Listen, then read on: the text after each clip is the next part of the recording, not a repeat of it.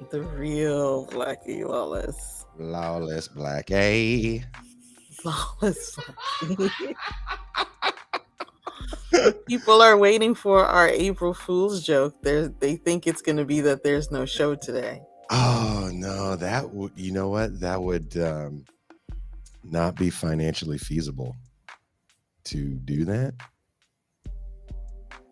And we've had this planned for a month. Mm-hmm. And I didn't think about the fact that it was April Fool's Day because I hate that shit.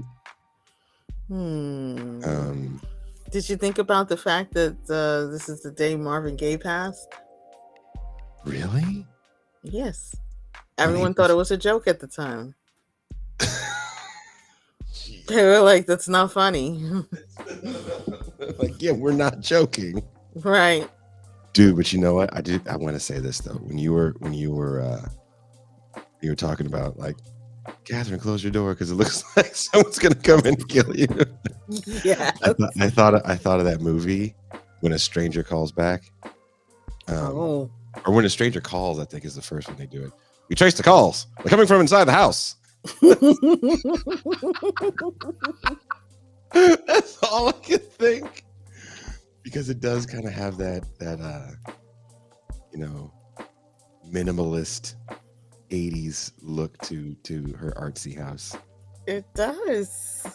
I was scared for her. You shouldn't be. She's got a large dog and a German husband. She's fine. Someone's coming, Catherine. Someone's.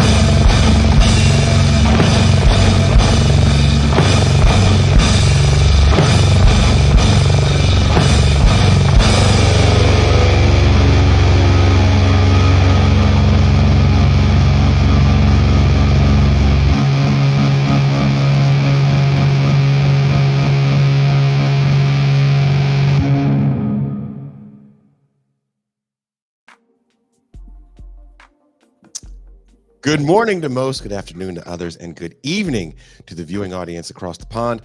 I am Jason Miles, your host for another episode of This is Revolution Podcast. If you're new to the channel, please hit like, subscribe, and don't forget to hit that notification bell as we're constantly adding new shows and cross streams with other channels. Speaking of shows, we had another great week of programming here at TIR. We started the week off with interrogating Pascal Robert's upcoming polemic on the Haitian Revolution and the complicated legacy of Toussaint Louverture. Then Thursday, we had some historical fun with Alexander Herbert and his latest book on Zero Books, Fear Before the Fall, horror movies during the fall of the Soviet Union, where I made fun of Alex for making Jason. several Russian horror movies. Are you hiding from us? Oh, that's the April Fool's joke. Got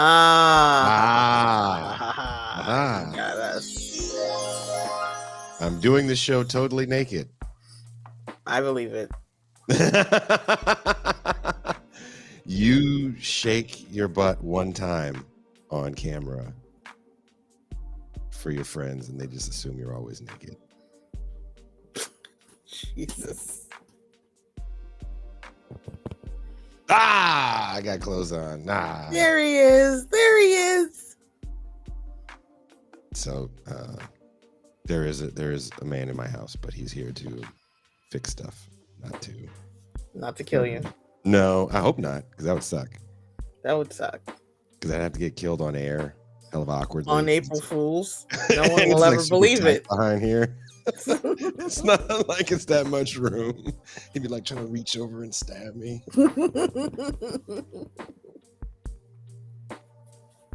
He's only armed with a caulking gun, so Okay. I've never We'll been allow it. caulked to death. Mm, I'll just let the comments go on that one. okay. I've never been caulked to death. Nope. Also, this Wednesday, we had a very controversial Mau Mau Hour with Pascal Robert, where he had a power panel, as he calls it, of Black Thought with Ajama Baraka and Dr. Paul McComb, where they discussed multipolarity in the Black diaspora. With all that being said, that lovely voice that you hear, cousin of Jimmy Toussaint.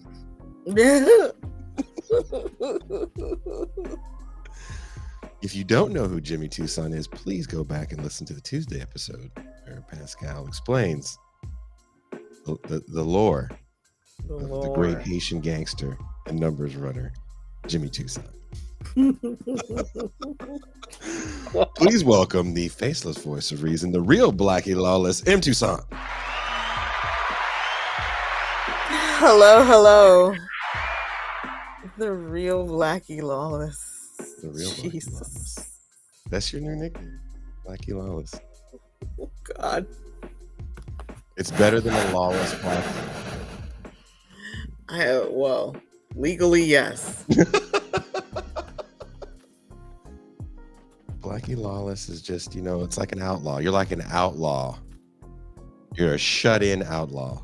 A shut-in outlaw. A cat duck having shut-in outlaw. It's illegal for me to be at home right now. Just bumping Bon Jovi. I'm a cowboy. I didn't understand the steel horse thing for a long time. Steel horse? What?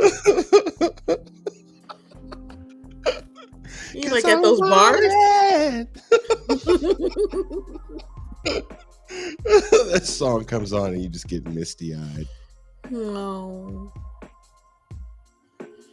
Because you're the real Blackie Lawless. Only a real outlaw like yourself would show up to a live show with an MF Doom mask and Tim's on. This is true. A real outlaw. Real outlaw behavior. So that's Toussaint. Before we start, I just want to say thank you to the patron community and all the subscribers on YouTube and people that subscribe to the audio podcast version of the show as well. You are the biscuit wheels on the proverbial gravy train that is TIR. Wow. Biscuit wheels. Biscuit wheels. Okay. No? I'll allow it. Who writes these things? Yes. Now, for those watching and listening that would like access to champagne rooms past and present, be part of the live studio audience for the Mau Mau Hour and also join us for our movie nights. There's only one way. Become a patron for as little as $3 a month and $30 for the year. It can all be yours. Speaking of being yours, Toussaint. So now it's your job now to go in and challenge all the shows that we do when they say you can't monetize your show. So when we do these live streams, we get a message sometimes within a day or so that says, hey, it can't be monetized. And then we have to ask for a physical review of the show. I would say 9.9 times out of 10, they go, you're fine. Sorry. But it's usually after time has passed. No one's watching the show. No one's watching the show. Yeah. They're like, oh, sorry. Did you lose all those views? Oops. But one of the shows, surprising to me, that they came back and said, no, we reviewed it, and this show, not cool. Do you want to guess what show that is? I mean, but guess wrong, so they don't know. The Blackie Lawless expose show.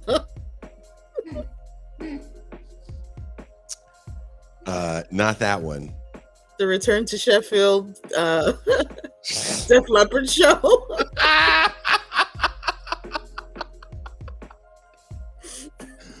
The show where dude from Def Leppard lost his arm? No. No. Someone says Finkelstein. No. I'll give you guys one more guess. You will never guess. Oh. The dildo one. Surprisingly, yes, the dildo one did not. They were like, you guys had too much dick jokes on that one. Which one is that one? I'm afraid to ask. Frenchie. Oh. Yeah, Frenchie. No, I think the dildo one actually did get monetized. I take that back. I think it got monetized and it was just fine. It took a while, but I take the back. That actually did get monetized. That's and the so clip, funny. you actually go back and watch that clip where we watch the Penis Power Lady. There's a clip on that. We have a cold clip playlist that I will be adding to this weekend, since I'll be playing the role of Outlaw Shut In with Tucson as well. Anything with European Haitians? No. This is fun. Dildo pessimism. This is a dildo pessimistic house. Canadian episode from last week was monetized. Yeah. Yes, it was. Yeah. It wasn't the Iraq War show. Do you know? No, everyone, it's so funny because this is something that everyone says so much all over the internet. You would be shocked to think that this was the show. They were like, no, not this one. No. I'll give you guys one more guess. Chat, please guess with me. Which show? And also, it's nice to know that people are watching the show. That's right. It's my first time watching this show. This fucking colored guy over here playing trivia. This is a colored guy. Hatchet Man? No, but Hatchet Man, to this day, that is the best Jason and Tucson back and forth comedy routine ever. I disagree. What's funnier than that? We had some really, really good ones. Hatchet Man? Hatchet Man is just your favorite. Dude. You're a sweet spot for the man with the hatchet. Because I am. Because that nigga me, mama, that nigga. No, Frat Guy Friday, there was no problem. You know what's really funny? Every time Ben Burgess does a show, and we even put a new intro for him, this really calming, cool intro, we still have to fight for Ben Burgess' show to get monetized, which is funny. Adolph Reed, nope. You guys are so off. Paul Prescott, we got celebrity in the house. Paul Prescott, give it up for DJ Paul. He's down with us. No, you guys are, this is so funny. This is fun. No, Tucson, you know what episode it is, right? I don't remember now. So many shows are in my head. So you keep guessing. Azov Reed. Nope, and it's not the Iraq War episode with crazy ass Spencer. Spencer, I hope you're watching, because you know that you're a little crazy. No, it has nothing to do with any platypus people. It has nothing to do with the war, and it's a recent episode. Is it a Mau Mau hour? No. Pascal can try as hard as he wants, never get banned. That was too hot for TV. The heroin guy. Who was the heroin guy? The professor. There is a professor who does heroin. Oh, you mean Carl Hart? That sounds. Yeah, right. He's not like a junkie. I think he does it to illustrate his point. I don't think he sits around and is like nodding off.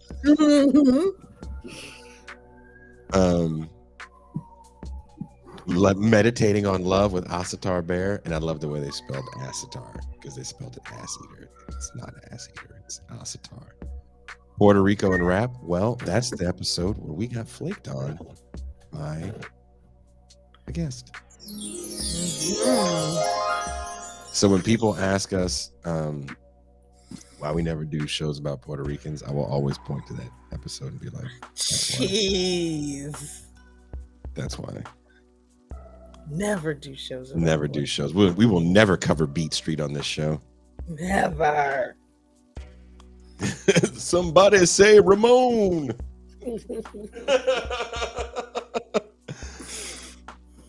It was the show.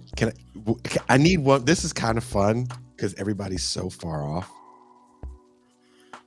Because I can see why you would think. I can see why people think it would be Norm Finkelstein. Also, shout out to Glenn Greenwald. Oh my God. Our guest just hit us up complaining about time. Time is on my side. We see that. Okay, I'll stop. It was our show with Danny Bessner. Oh, Potty Mouth Bessner. Danny Bessner's show. They were like, we are not going to let you monetize. This show is too hot for TV. I was like, really? They were like, yep. He wasn't even wearing a tracksuit. They're like, this guy talks too fast. He could be slipping in all kinds of messages. Can you believe that? Oh, before we got so Glenn Greenwald retweeted he like cut a clip of the Finkelstein show, which I thought was kind of cool. Like, so for those of you that don't know this, the first time Norm came on our show 2 years ago, about 2 years ago, which we all thought you were. I was sweating on a replay. We were all like, well, that was fun. That was a nice career change. Guess I gotta get out there and dance for nickels again. Glenn Greenwald, his name is like fucking Sally Sells to me. He had tweeted out the show when it happened, like maybe a few months after, because I had saw that on SoundCloud. That show had like 18,000 views. We don't get that many views on SoundCloud, and I see it and I'm like, okay, and I sent him a response. I was like, oh, thanks. And he responded back to me. He goes, a friend sent this to me, and I responded to my friend, there's no way in the world I'm listening to a 3-hour show. And his friend told him, when you listen to it, you'll wish the conversation wasn't longer. And Glenn Greenwald said he was right. This is one of the best conversations I've ever heard. And people loved that. Paul Prescott says we risked it all on that Finkelstein show. I think when people have him on, they want to get that kind of response all the time. Yeah. Like, how can we get this old guy to say fucked up things? And it's not that simple, right? Any person that's reached a certain point in their life where they don't care is going to say shit they don't care about. But I think it was the back and forth that he had, and a certain humility and ability to listen to someone that was truly pushing back on what he was saying. Right. It was a beautiful moment. It was actually a really nice moment. If you go listen to that show, I think it's called America's Most Canceled. We're on episode 425 now, and I think that was episode like 1 something. Yeah. So that is, Norm did not get us the forever. Like, no, you'll never be able to monetize. It was Daniel Bessner. Daniel, doesn't that always happen with Bessner? I feel like it does. The first time he was on the show, I had a messed up Obama thumbnail, and I had to change that. Or me or Gene, I think Gene changed that, because the thumbnail was like the one with Obama's wearing like bikini briefs. Oh, and God. He's getting the vaccine. Oh, I think I remember that one. And I think they were like, look, there's a lot of things you got to change in this if you want us to let you have all 48 cents for this show. Blame People say, Bessner. yeah, so blame Bessner, who just, he just looks like he doesn't care. He really does. But he's Bedhead Bessner. But he is a nice guy. I will say that for the LA live show, he did show up like he was finna drop 35 on you at the Y. 35. He was finna bomb from the outside. He showed up in hoop shorts and a hoodie like Billy Hoyle from White Men Can't Jump. He's gonna drop down and get his eagle on. It's like, oh no, it's a ringer. That's how he showed up. Well, since our guest has a short amount of time, maybe we should save our Saturday Free Show news segment for after she leaves. Is that cool? Okay. Yeah. Okay. Oh, so now I just got to skip all around. It's like she doesn't even understand that we have an 8-page script we have to read through. She doesn't understand showbiz. I know what you're gonna say. You can't just speed up the teleprompter, Catherine. This isn't your classroom, okay? Where there is no teleprompter. There's lights here. I'm yelling at makeup people and assistants. But it is like her classroom, and that the door is always open. I was like an angry black parent in her classroom when I got to speak there. Whenever someone would come in late, I'd be like, just remain standing. Like, I was so not used to that. I was like, they got hats on in class. Yeah, hats on. My dad died in some war. Take your hat off. Rosa Parks didn't get arrested for this. Hats on in the class. What is this? Kids. This kid wearing flip-flops.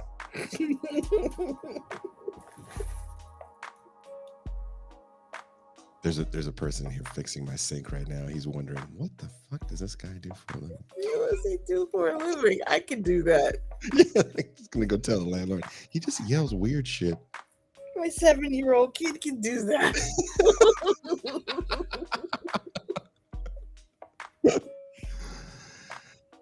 Now, for the topic at hand, trauma culture. After here, see, I can't even read the script for this because it goes off of the earlier point that we were making. Oh my god. Maybe you can hint at it. Let's just read an excerpt from her article. Since she's just, from now on, maybe we should send the guests the script so they know not to make us divert from it. Ooh. I don't know what this is. Shakespearean what we're doing here, right? Mm-hmm. Who the fuck she thinks we are? We're not improv people. This isn't jokes. This isn't April Fool's Day. This isn't April Fool's Day. And they think it's Catherine Liu, and then it's Lucy Liu. It's like, ha! She's not laughing.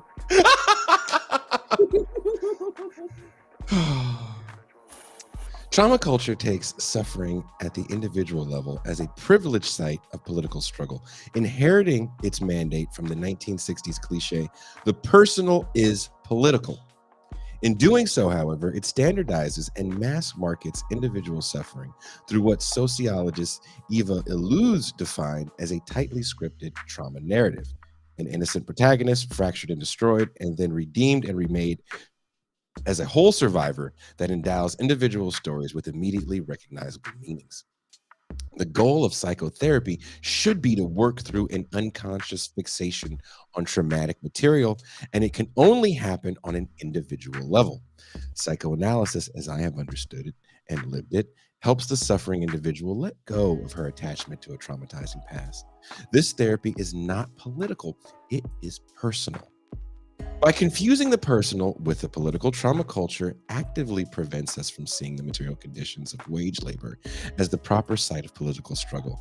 Ever since the dawn of industrial capitalism, the working class finds itself pitted against the capitalist who seeks to surveil, exploit, and extract every bit of labor power from her workers. The greater the suffering of the working class, the greater the profits of the capitalists. By focusing on all forms of trauma except exploitation, trauma culture has helped to disguise the economic violence at the heart of neoliberal macroeconomic policies. That is an excerpt from the February 16th article in Noema magazine from our guest, Catherine Liu. She is a professor of film studies at UC Irvine, the author of many leather-bound books. The one many of you know, Virtue Hoarders, the case against the professional managerial class. Please welcome, coming all the way live from her professor's mansion,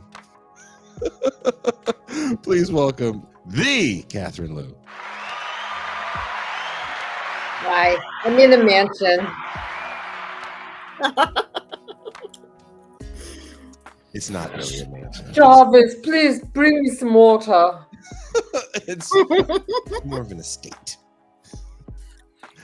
A compound. Professor compound. Sorry to throw. It's a compound. No, it's my aspiration to live in a compound and then have all my comrades live with me, where I can lord it over them.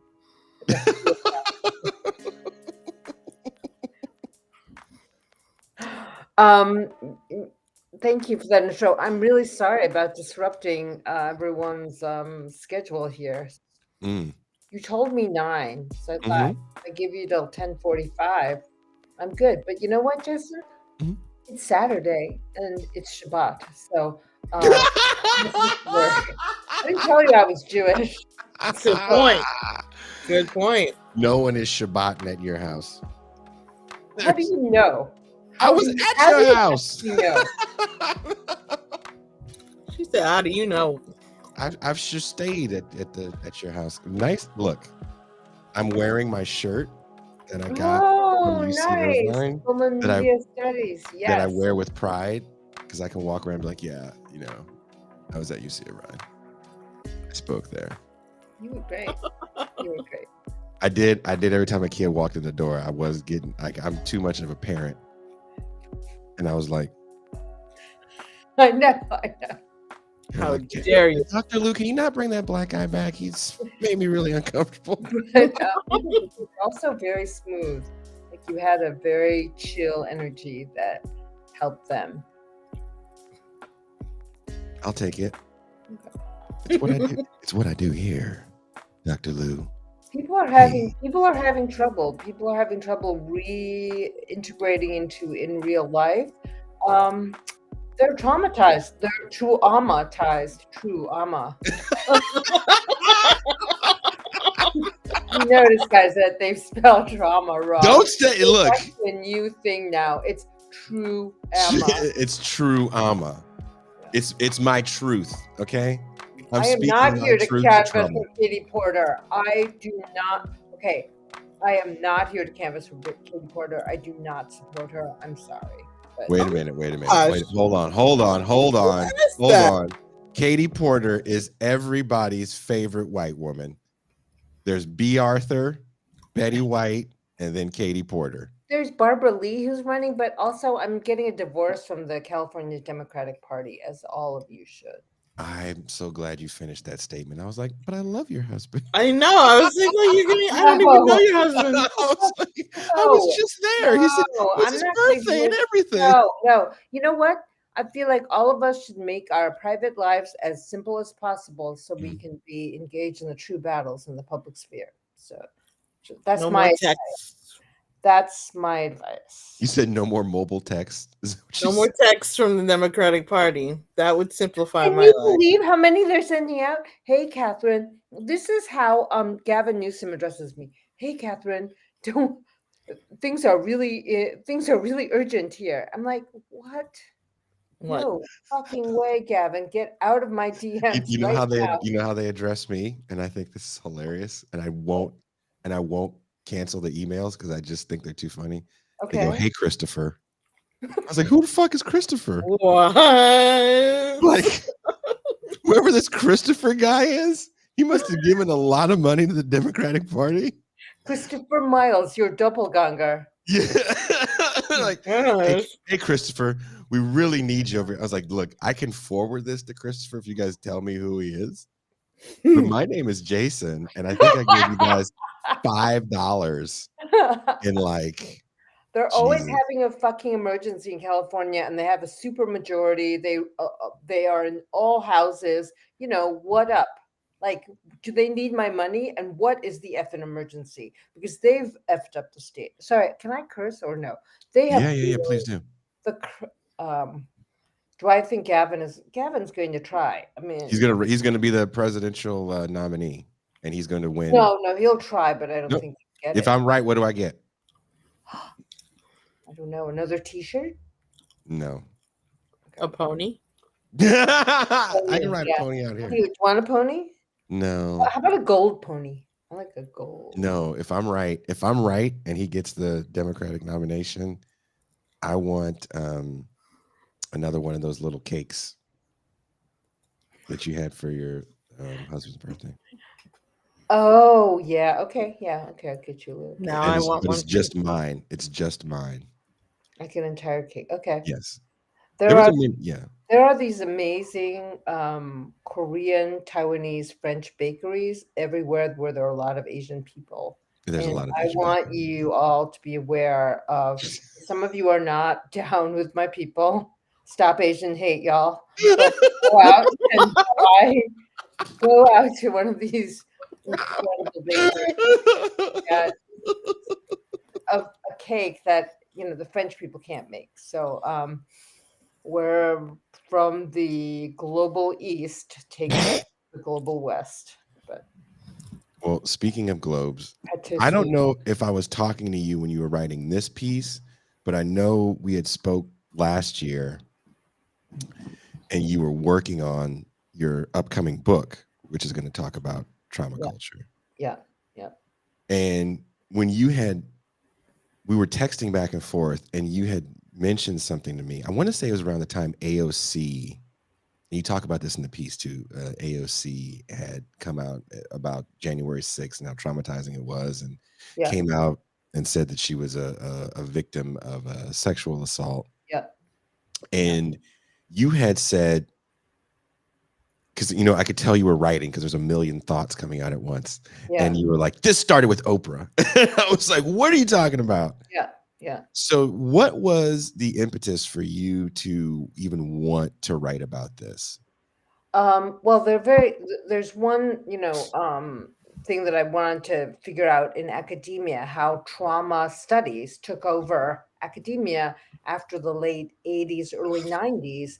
And I was in some of those classes on trauma with some of the professors at Yale that invented this field of study. And at the same time, I'm just wondering, why the left always fails to seize power or organize itself properly in the public sphere. And, friends of mine and I were always laughing about, or, really angry about the 60s counterculture and how they turned a collective discontent into the bitter ashes of disappointment, and became the me generation, and spent all their time in self-cultivation after the 70s and 80s.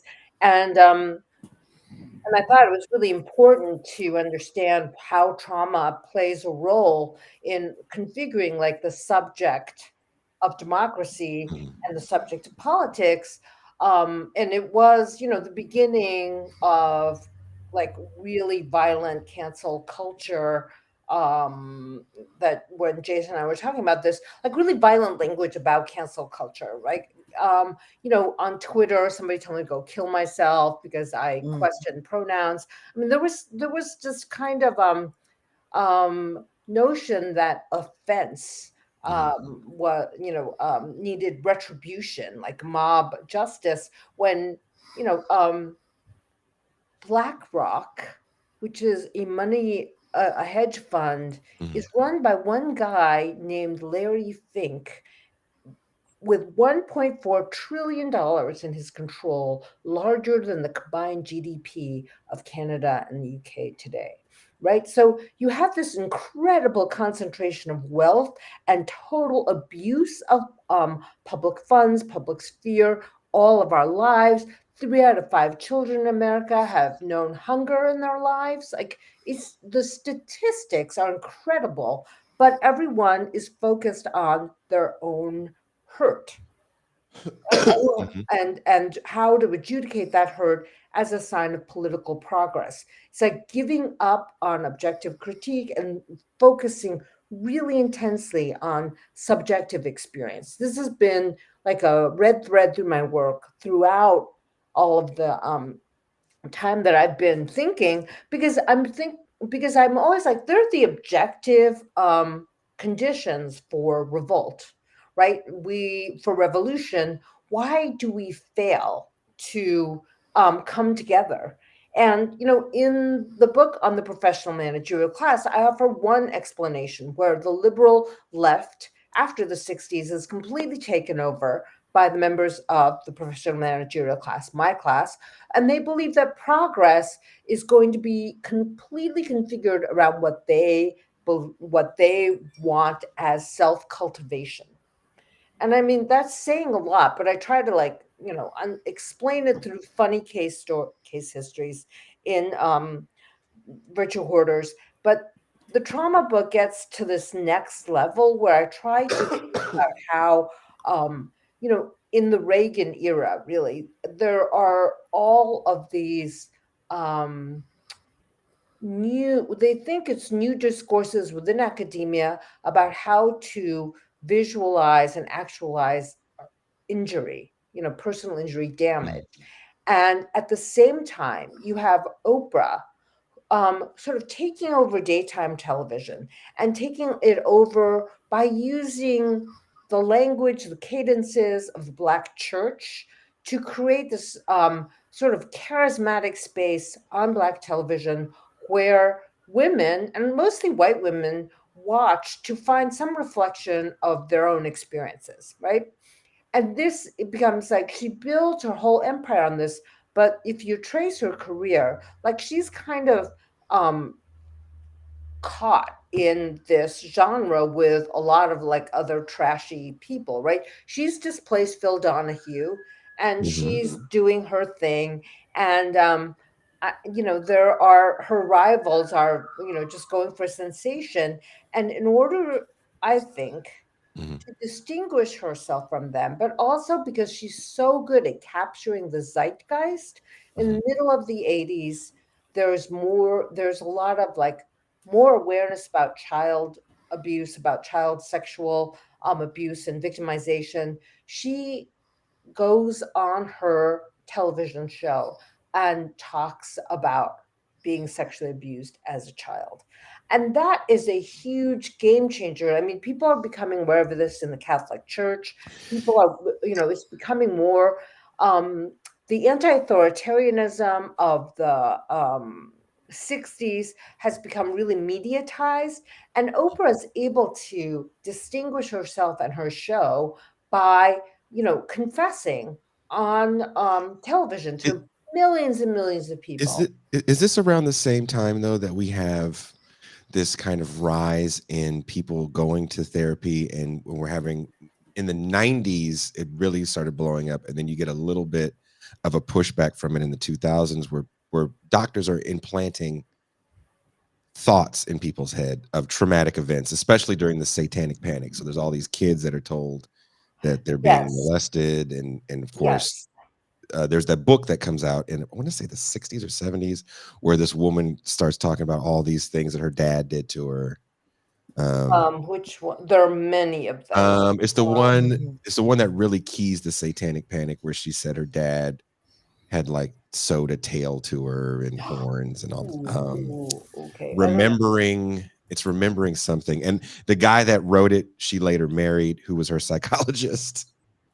Yeah, Ooh. so there were a lot of these shrinks who came out of the 60s, encounter groups and Mhm, things like that, exactly, Jason, who were practicing, thinking that they were healing, and this was mhm, like all part of this new getting in touch with their feelings. I mean, most of you are too young to remember this, but there was an idea that, the older generation were just repressed, and then mhm, we were all going to be better parents, better people. So Oprah gets on, and it's a huge game changer. The other thing that was happening in the media that I wanted to look at too was the sensationalization of multiple personality disorder. They called dissociative identity disorder, and it exists in some corners of the internet, and there are communities, but much smaller and less powerful than that time. But a lot of what people said about multiple personality disorder was that it was caused by childhood abuse, right? And so we were all, this is so interesting. So in like 1984, Reagan is president. He's not saying the word AIDS. There's so much generalized homophobia that no one can talk about AIDS publicly. But Oprah, when she talks about her childhood sexual abuse, she says she's coming out of the closet. And she wants to have Using that other language. people come out of the closet with her. And she still doesn't talk. She doesn't talk about AIDS. Goes on in her show. But what she does feature in the late '80s are these spectacular cases of multiple personality disorder, and there are special clinics that treat these people. But there's one woman on her show, and it's all archived in the Oprah on her website, which is incredible. You can go back. She's not disavowing any of this. There's one woman who allegedly had 95 personalities, Trudy Chase, and she really makes a huge sensation. You guys are too young to remember Sybil. I remember Sybil because they played it Sybil? on the made-for-TV Me the movie. fuck out, because Sally Field. yeah, and my parents would drop me off at the library, and like I was totally unsupervised. So maybe I was like, I was just wandering around. I found this book, and traumatized for life. Because there were certain resonances with the kinds of childhood that I was experiencing, like combination of neglect and abuse and stuff like that. So you had this idea that there was going to be this societal transformation. This definitely comes out of the '60s, right? Where we couldn't have social change, unless we all changed ourselves first, because we needed to have like a radical reevaluation of childhood, of parenting, of all this stuff. And it was an elite segment, the media and academia, that really believed in this, because they were, and this is my argument. I'm going to try to make this with statistics in the book, but the '80s were actually the last gasp of an incredible sort of redistribution of goods from the top down. It ends in the '80s with Reagan, but people are pretty economically comfortable within this segment of the population. Oprah, of course, is making tons of money doing what she's doing, but it's like we can't worry about the economic issues, because everyone is kind of okay, but economically, but people are not okay psychically. And this becomes like part of the public culture of America. And I am a nerd, and I really like to look at historical evolutions and ideas. And the idea that we would produce social change through changing each one of us individually actually comes from this new age healer person, Marilyn Ferguson, who wrote this book called The Age of Aquarius. And her whole thesis was, and you guys are probably, and I totally like believed this when I was a young person too, right? That we were moving from the age of Pisces to the age of Aquarius, and there was going to be this spontaneous change from like, suffering and authoritarianism to connection and new agey stuff. It was the new age. We were moving to a new age, and each of us had to participate in self transformation in order for there to be collective transformation. This is such an important part of the American liberal ideology. And are you sure it's not Gandhi's fault? Because he said you have to be the change you want to see. You sure it's not his fault? Did he even say that? I thought Obama said that. Obama Gandhi. It's a amalgamation of both of them. I'm sure Gandhi and the embrace of Gandhian aphorisms by the West had something to do with this. But Can we get someone there to is this draw a Obama Gandhi picture next to Pascal with the Obama parasol on the Gandhi. beach? Obama Gandhi. Oh, okay. Gandhi said we have to be the change. Yeah, Marx was someone is talking about how we are the new age. Marx was the old age. Absolutely, there was this whole like disposal of history. And when we look at the evolution of progressive liberal culture today, it really comes out of this idea that self cultivation, and here it's ratcheted up in our times, has become like the ground for social progress. So that's why you have to be retrained to Mhm. be tolerant, to be acceptable in these liberal institutions. In the meantime, hedge funds have taken over America, and we spend more of our GDP and our life expectancy in America. I don't know if you guys have seen these statistics circulating.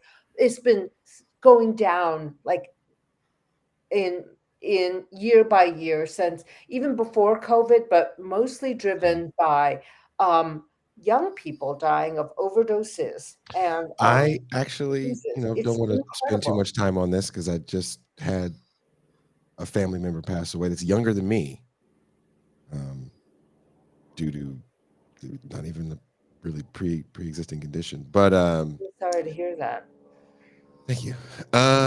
Do you feel that the self-help and happiness industry have taken on a role that maybe the church once predominantly played as being an Yes. opiate to the masses for bourgeois comfort? Seeing trauma as an individual issue, it's never the fault of systems. It's a deficiency in you.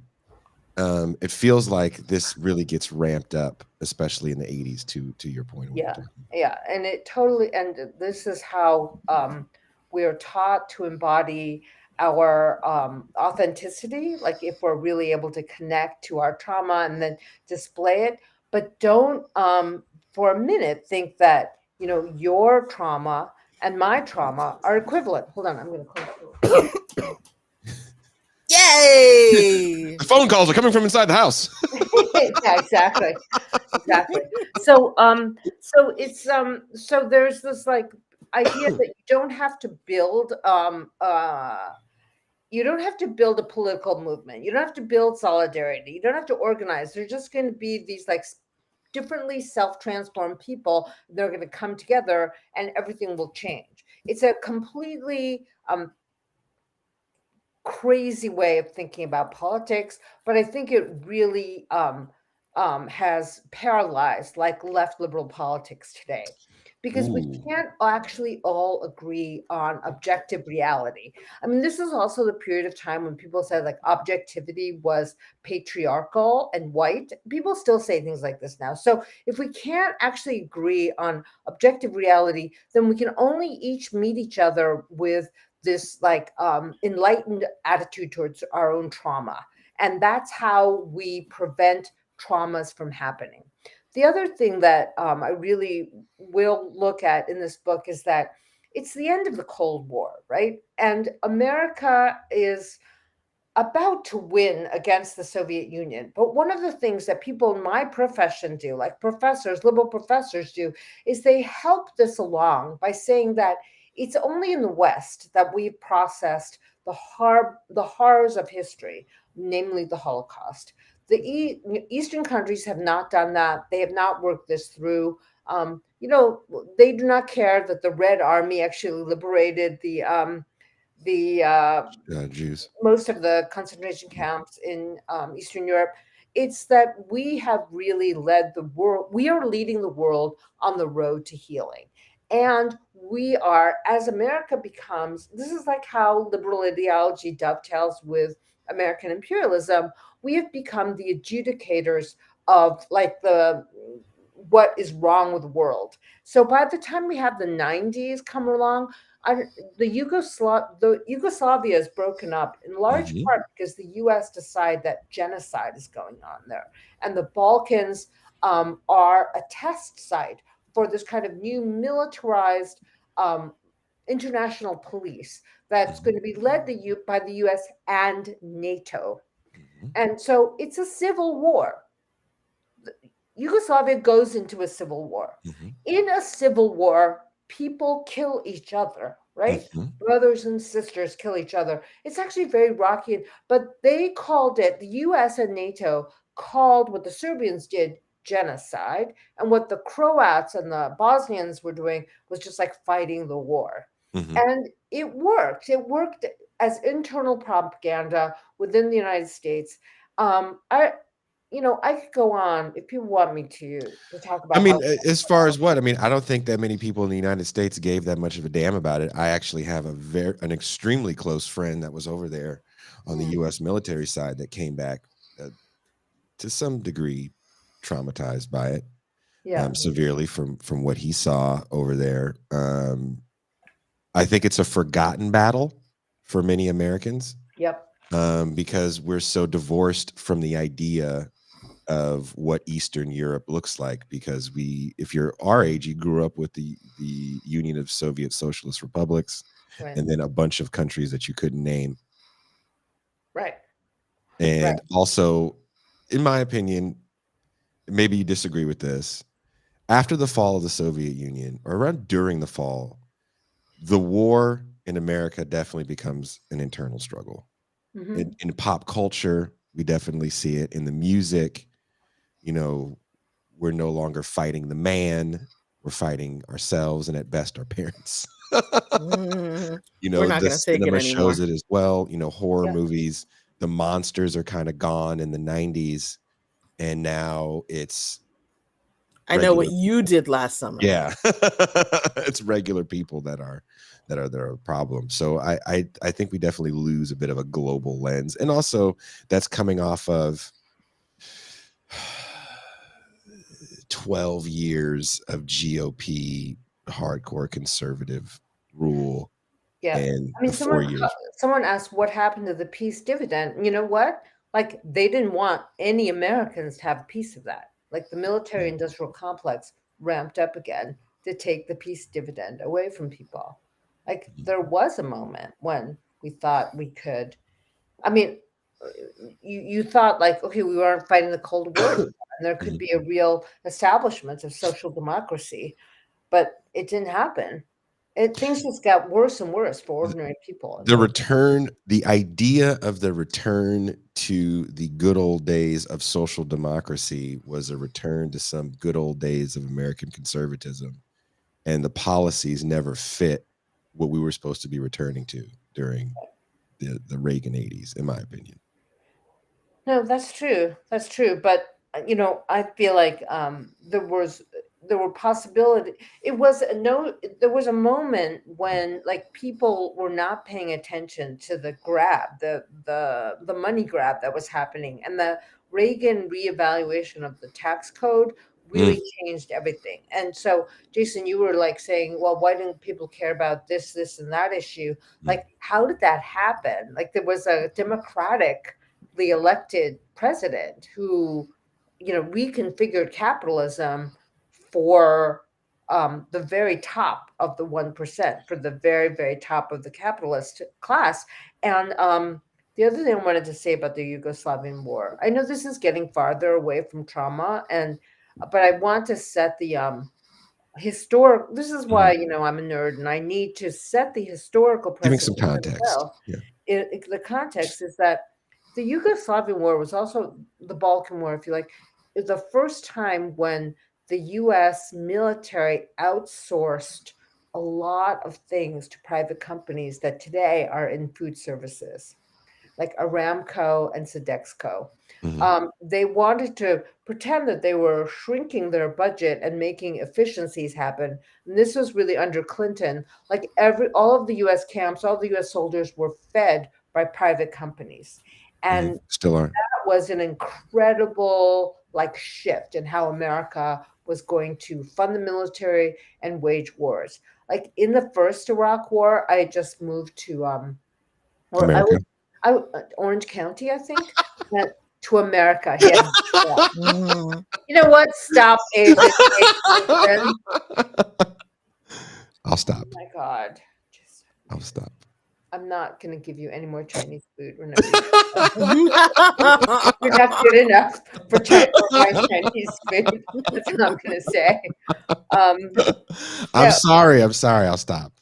no, but it's it's this it's this kind of privatization of even like the prosecution of war. So of course it goes along with this sense of that collective change can't take place, and private internal subjective change is what's really really important and privileged. Like privatization, privacy, private life are these like commodified terms that we absorb like in a time. Like I believe that there are zeitgeist words that people rally around because we're very good at propaganda in the United States. We're very good at branding.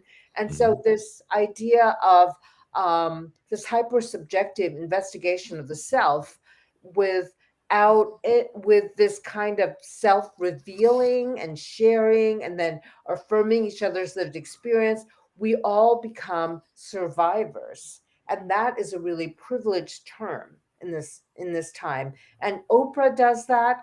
Oprah privileges that, but within like liberal um, parts of academia, of Cold War academia, this notion of survival and survivorship takes place, especially within trauma studies and Holocaust studies. That there are these people who have survived, and their testimony, they survived unbelievable um, suffering, trauma, the Holocaust. They were dying. That generation was disappearing, and we needed to listen to their testimony. So a lot of the stuff that we use today in some people use in left liberal circles, like "I don't feel seen" or "I hear you" or "lived experience," a lot of that stuff comes from this period of time when liberal academics were saying, like, this is this highest form of ethical political respect for the other,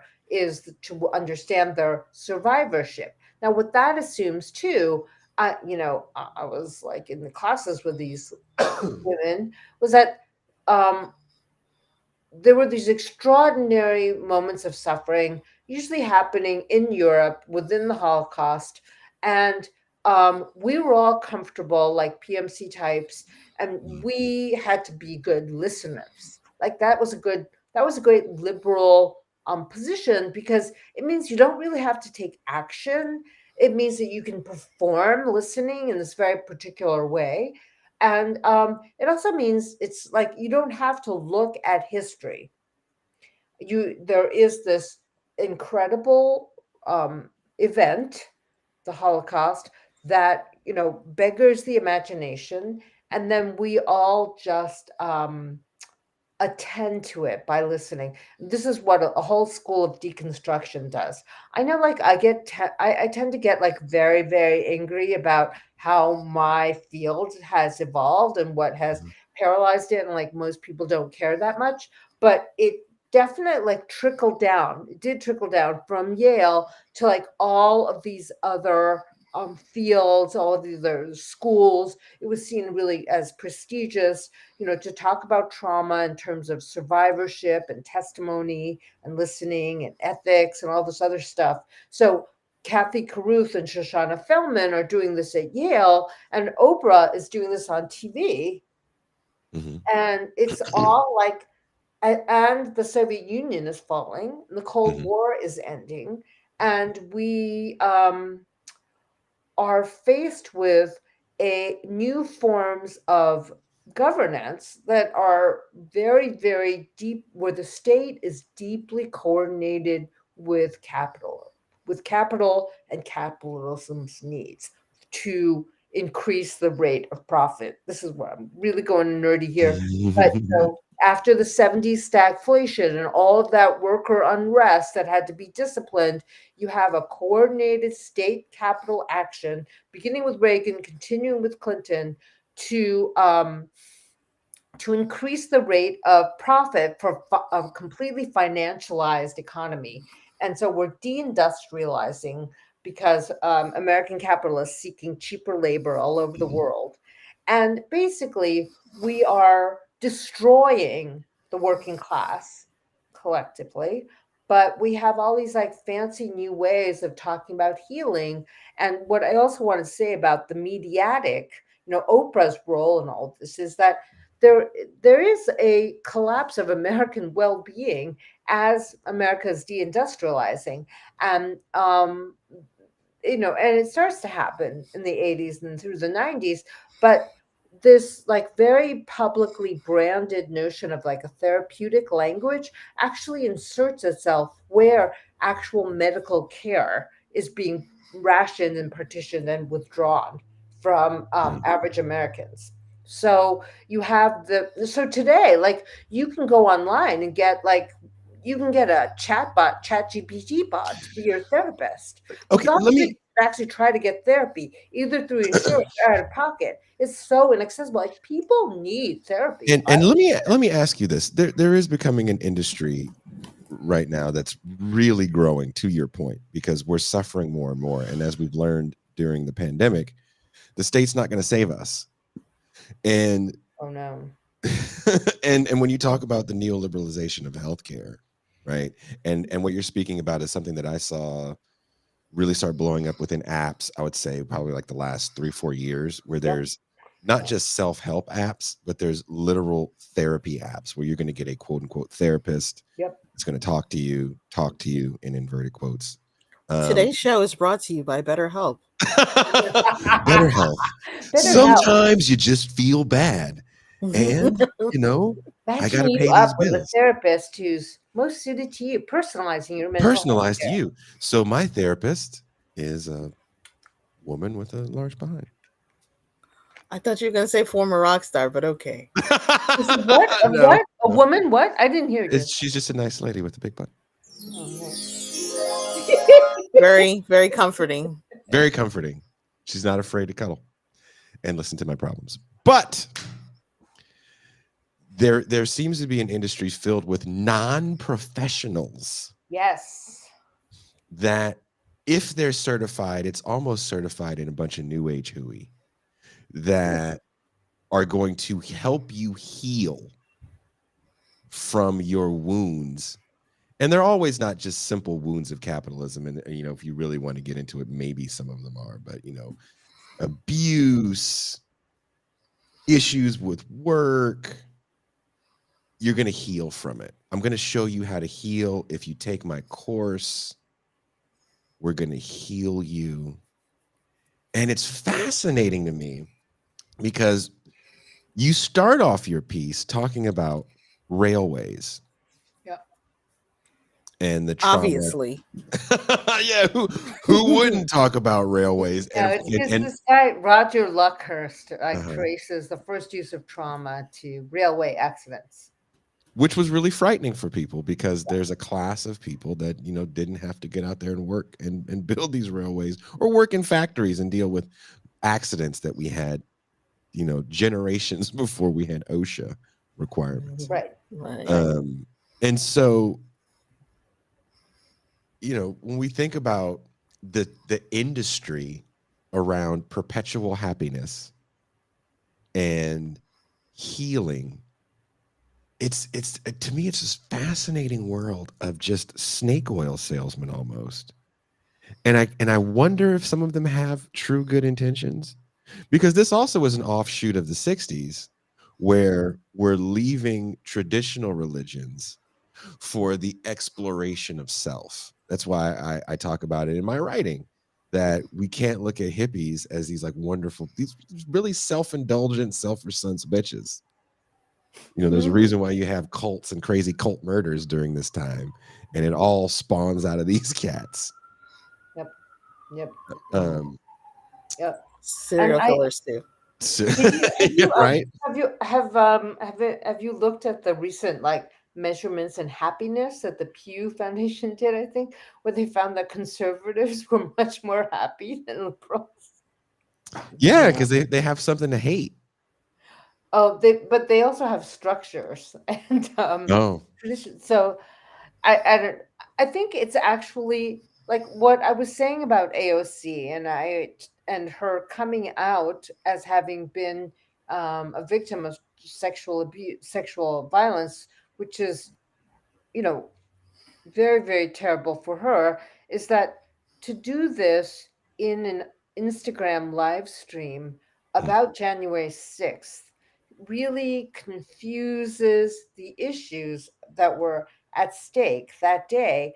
But also, like, as someone who is, older and more experienced about how one deals in a lifetime with trauma, with really horrific experiences one has had, it's really not a good idea to go around and um, display this in front of 400,000 viewers. I was watching live that day and I was really appalled by this for her sake, because, like, you're making yourself vulnerable, and two, this doesn't really this is not good for your own personal trajectory. Now, she doesn't realize this, but she's imitating Oprah. It's at that point you are so alienated from yourself. And now I am going to sound both like old fashioned, authenticity driven, but you are so alienated from your own experience at that point. And Oprah is so good at producing herself. She's become a billionaire by producing her own experiences of struggles with weight, of having been a victim of childhood sexual abuse, drug abuse, and drug use. And AOC is unconsciously imitating this. And you know what? There is a media space for very charismatic, attractive women of color to perform this for the culture industry. And the thing that I think is really important about psychoanalysis and authentic therapy is that you, in a long life, you learn to have agency by actually understanding your own particular relationship, unconscious relationship to your suffering. And one of the things about trauma, real deep, you know, affecting trauma, is that it actually paralyzes you from a certain kind of development. You're trapped in a kind of narcissism because you freeze at this moment, and developmentally you freeze, and you have to work it through by understanding how your unconscious interacts with this external world to produce a fantasy of your own omnipotence. I mean, you talk about the narcissism of trauma in your piece as well, which I Yeah. think is definitely ignored in a lot of what we discuss when we even speak about trauma. And I think, to your point about AOC, it definitely, that conversation we had, it actually led to something else I was writing. I can't remember exactly what it was. Maybe it was the big project that I'm working on. But there's something to be said about commodifying yourself through your trauma that we see so much now in the age of the influencer. Yeah. Sometimes I think it's a little underplayed on how powerful the age of the influencer is, and I think people overdo the importance of the 60s and what was being said, especially when it comes to internal looking inward, right? I think we definitely leave collectively when that movement goes away from the reactionary working class, as they call it, and really just takes a deep dive into, bourgeois bullshit. I think we kind of lose the plot. Yeah. No, I mean, I think that we don't really understand what the influencer is right now, but I do understand, and we can understand how people are using this kind of commodified self with regard to trauma to brand themselves. Someone said AOC is a brand, and I wish she wasn't. I wish she was a political person. But she's part of the culture right now of I said it, and I think I said this to you when we were hanging out. She, to me, is the first internet political figure. Donald Trump lived for decades before the internet. He That's was a true. brand for decades before. That's Don't true. look at him. Obama was kind of a thing on national TV. The internet helped. AOC is an internet phenomenon That's so true. that we don't understand fully. She's not a political powerhouse, No, you're but right. she's an internet phenomenon. And she knows how to play because this is of her generation, the internet better than anyone else out right now. I know. No, you're absolutely right about that, Jason. And the thing that I think though that um is interesting is that she's repeating Mhm. stuff that Oprah did to build her brand Yes. in the early days. So this is I think this is important to note, but I also think like the paths to healing that people are looking for um on the internet now. Like she presents herself. I actually I don't know if anyone thinks of her as a model, a role model, but Mhm. she presents herself as a model of like self awareness by confessing this to people in the Instagram feed. There is no doubt in my mind that those horrific experiences in on January 6th um, reminded her of, trigger, let's use that word, triggered her memories of having been assaulted.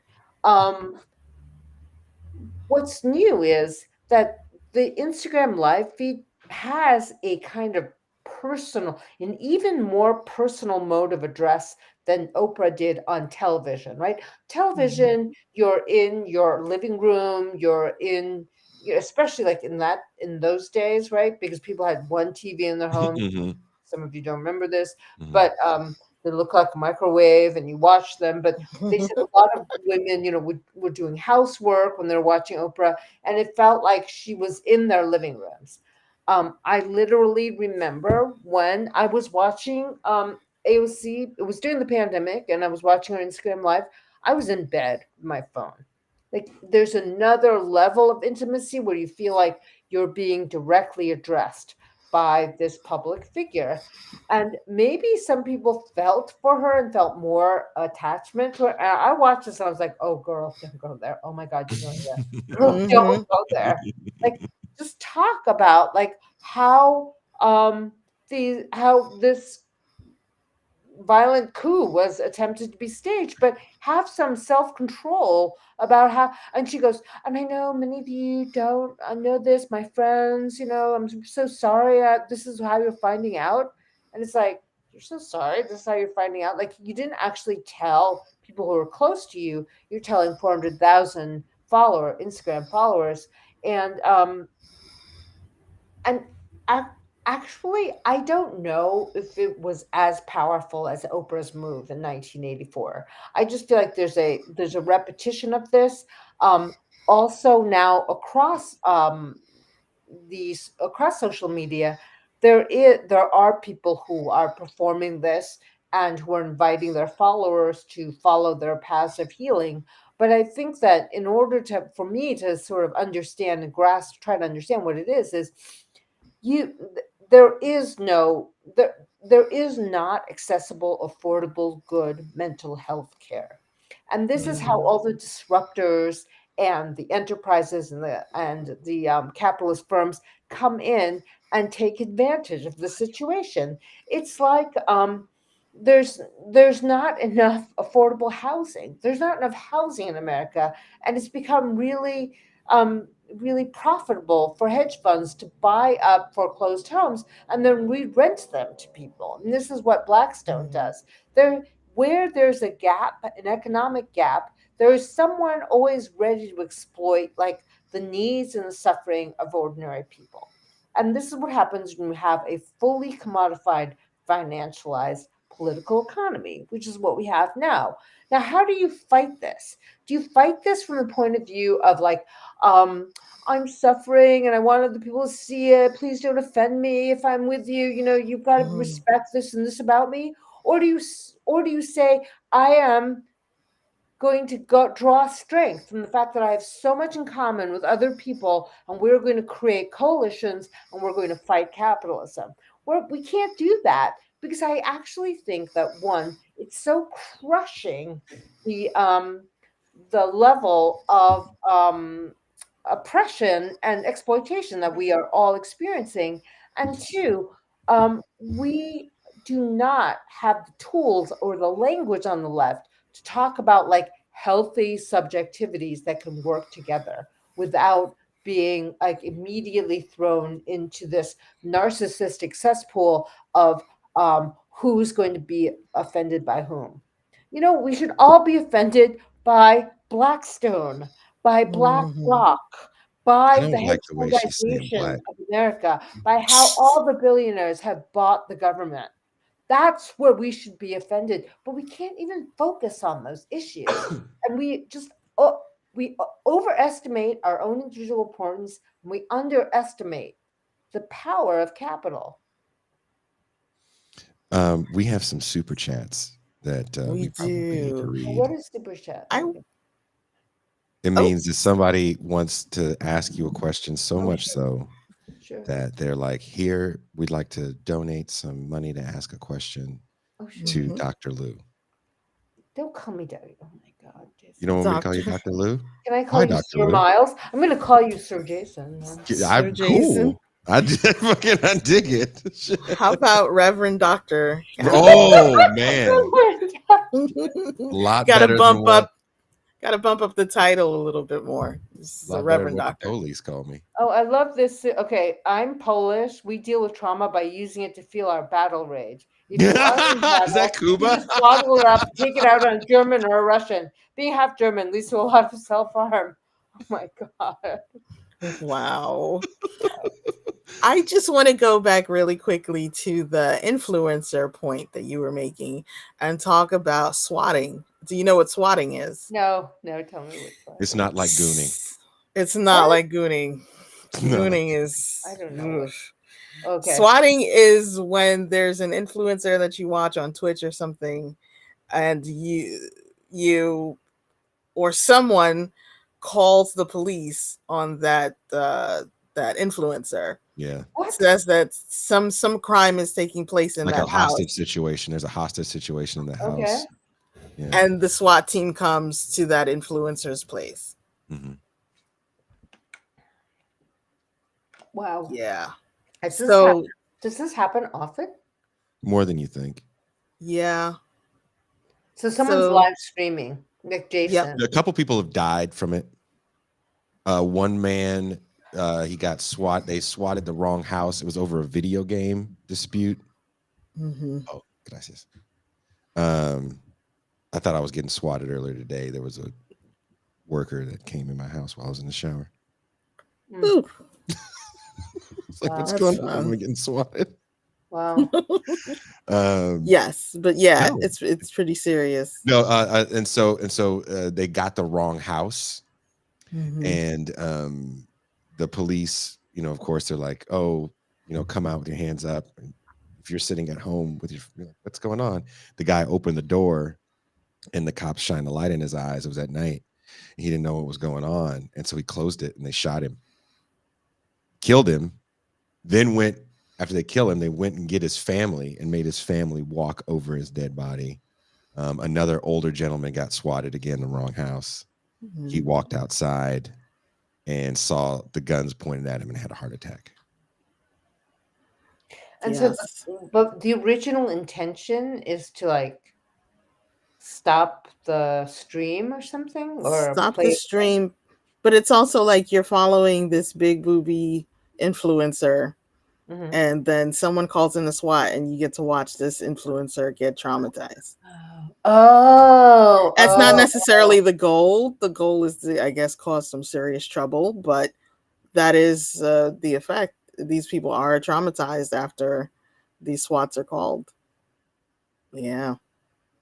so it gives you this sense of power. So this is what I mean by like being in this like weird narcissistic world where you have a feeling of omnipotence and Mm-hmm. unaccountability. Like if you do that to someone, um, Mm-hmm. you can enjoy their suffering, but there are no consequences for you. And I feel like a lot there's that has gone on in various ways through this like narcissistic morass that we're in when we're in social media. Um, people would people say things to each other on social media that they would never say to people in person because they're cowards. Yep. And Mhm. the like the worst trolls I think are probably the least confrontational people. And Mhm. one of the problems is that we don't like we there is no real space for disagreement or discussion. With influence, it's just like everyone moving into like this charismatic space, and then if you don't like them, you want to troll them or swat them, I guess. But Mhm. but there's no sense of like I disagree with you. Right. We Well, haven't you had can't this get like hurt. I mean, power. in the casual conversation, you can be like, "Nah, I disagree." Right? In a casual conversation, you can say that, and you can But have your can push back you and forth. millennials, like the young people like you, they have a really hard time disagreeing with each other. Why? Mm. Their It's mode of traumatic. interaction, I think of those, like I want to call it like the emojification of interaction. Like they're like this. Hi, hi. Oh yeah, yeah. Everything's like a scent. Do you think people are afraid to say the wrong thing? Yeah, yeah. I think What there's so happens when you're little afraid to say? trust. I think there's so little trust Uh-huh. within like in real life public and private interactions, and Mhm. people, and the pandemic didn't help either. Mhm. Social media certain that you have to really trust people to disagree with them. I mean, I Mm. Jason and I, now we've known each other and we've seen each other for quite a few years.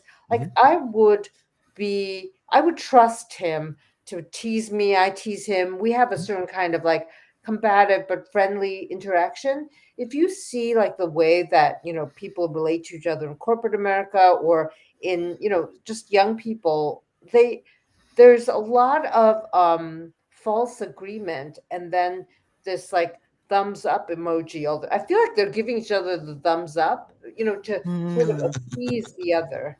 And there isn't a real space of like Wow. um, trust that can lead to disagreement and dissent. So if you disagree with someone, it's catastrophic, right? It's cancellation, it's moralized, it's demonization, and a lot of it is the way that our political world is organized now. Like you can't even acknowledge that the enemy has a right to exist, so it's really terrifying to have a disagreement or an enemy. It because it leads to like the most intense fantasies of destruction. Mm. Wow.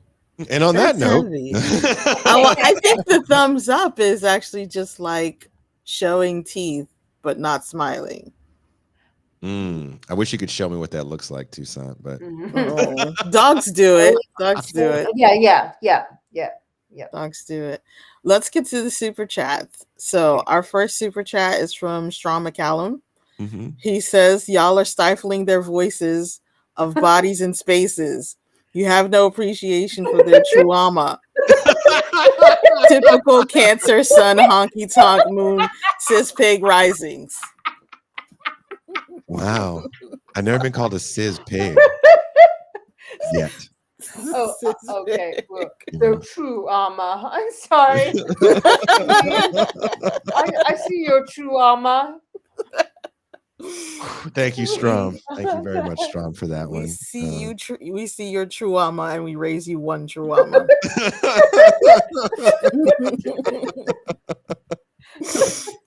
Omar says, "Does trauma culture explain the emergence of Jordan Peterson and YouTube stars like Andrew Tate? Are they exploiting trauma or fighting against it?" I want to say this before Kate answers. See, Catherine, I feel like people like Joe Rogan and and Jordan Peterson and Andrew Tate, a reason why cats like them is because they can speak freely.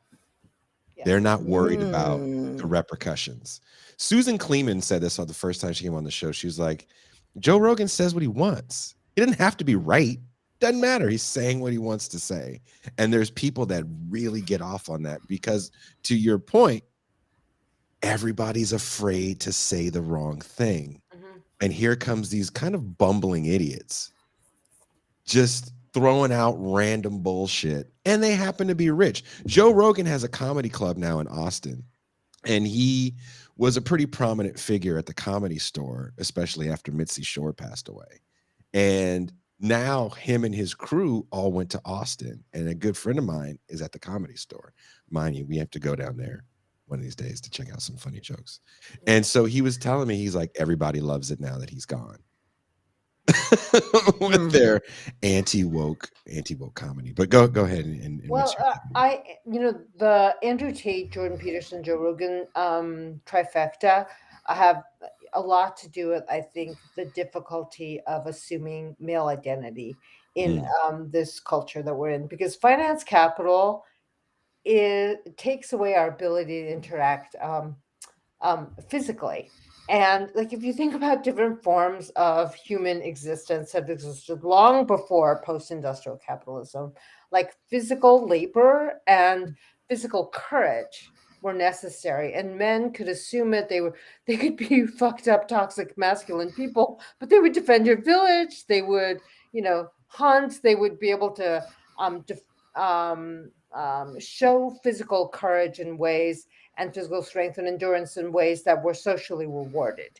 In the post-industrial world, none of these features like are rewarded, and actually physical endurance is despised because it's industrial labor. Manual labor is looked down on by the professional managerial classes. The professional managerial class has engineered this like hyper cerebral world where all is supposed to be smart. When you're between 14 and 25, you are ruled, men and women, by your gonads. Like, you're just so horny and crazy all the time, right? And the 45. Uh-huh. the sorry about that. I hope you grow up someday. We'll help you. We'll help you. Struggle. It's a struggle. Okay, well, I want to talk about perpetual adolescence, but okay, yeah, you're just like, but the all right. Some people from 14 to 55, 59, you are ruled by your hormones, and then and there's no, it's interaction, the crisis in masculinity foisted upon human beings by this like incredibly disembodied, feminized PMC culture has created a vacuum where like people are trying to, men, young men are trying to look for role models that seem to be anti-authoritarian, and the authority here is the liberal authority. But at the same time, with Jordan Peterson, I'm thinking like there's also a kind of weird liberal abdication of parenting. So he comes Mm. down and says these like really commonsensical things like organize your life, make a list. And these young men in their bedrooms who like hate their parents and haven't been talking to real people in ages look at him like, oh wow, that's really smart. And I just feel like the vacuum of authority, this kind of like deindustrializing hatred of physicality in general, makes it just makes a vacuum that these people provide, a kind of misogynistic, exploitative, bad boy attitude. Think about this, guys. Remember when we were growing up, there were like bad boys and bad girls we Mhm, looked up to? mhm. Like, there aren't those people anymore. Like, everyone has to be so perfect, like perfectly groomed, and anyone who deviates from that is demonized. So in a way, the right wing people are like the bad boys now. That's what's so crazy about a guy like Andrew Tate, because if you think about that kind of archetypal bad boy that you're talking about, and you look at a guy like Andrew Tate, you're like, you're just kind of a nerd. He's gross too. Like, yeah, Yeah, like you think about like you're a you foul think about those, individual. like the punk bad boys, or let's talk Yeah. about Iggy Pop for a moment. It's like he had so much like sexuality and the kind of polymorphous, perverse sexuality. That's where like Jason and I are old. Like, we remember people who were pop cultural figures who were just like bleeding sexuality out of every one of their pores, Prince. like and violence Yeah.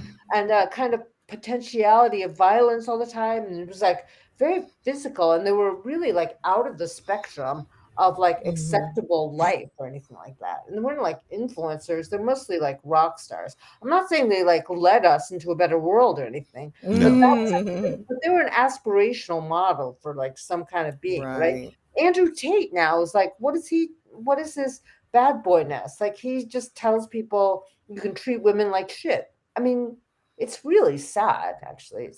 I mean, Hassan Piker observes that Andrew Tate does not seem like he even likes women. Like he seems like yeah. he likes his brother. That's Like he weird. doesn't seem like he likes other men either. He just But doesn't really like it's Kenzo so anyone. Shibata. deeply antisocial. It's so deeply antisocial. Kenzo said, imagine Sid Vicious setting up a ring light. Gotta be safe. Gotta be safe. Hello, hello. Oi, Gonna say oi, the N word oi, on my here ring for light ain't working. Yeah, you 20 minutes. Say the N word, eh?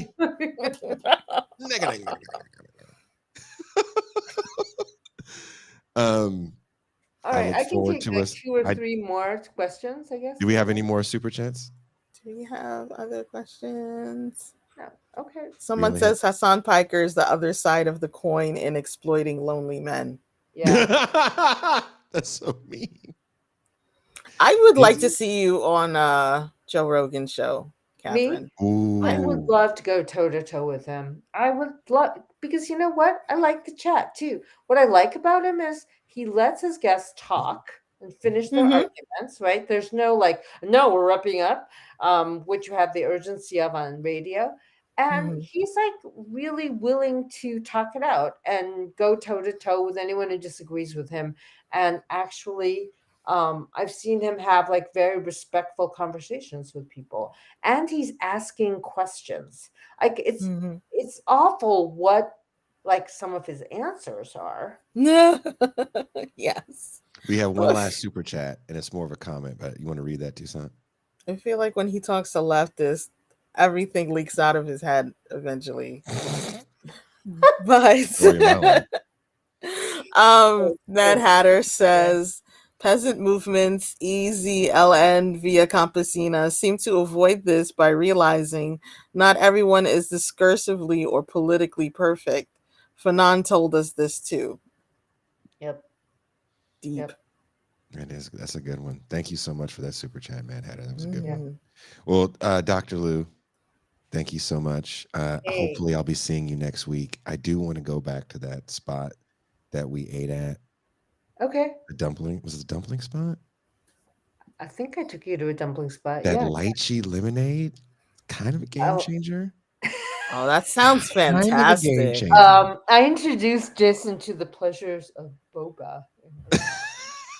Really? Yes. No, it was lychee. My daughter, You didn't remember I have have these okay. You Asian. oh no, your daughter already. You have This these Asian kids. Yeah. all right, all Oh, right. you would love Yeah, the you're from kids. Oakland. Okay, They'll okay. I take didn't you to the. introduce you to boba. Lychee lemonade is incredible. But I want to part with a marketing idea that I'm giving out to anyone who wants it because I can't do it. I think the most amazing thing could happen if we opened up boba stores across the country with a leftist theme, but for gender, but with two different like kinds of boba. Bo bulk for people who want to lift weights, and bo beauty for people who want to be beautiful. But we like, but the goal is building boba solidarity. So we like get Andrew Tate and Joe Rogan and those guys where they hurt by doing leftist lifting, and then we get like the influencer people who like are doing like boba With beauty. boba tea. Yeah, boba I beauty. like Bo Bulk. I like that a lot. I think that idea is a winner. I could just see some really buff person, 16 grams of pure protein through these balls. Dude. Exactly, exactly. Through these Hey, listen, before I balls.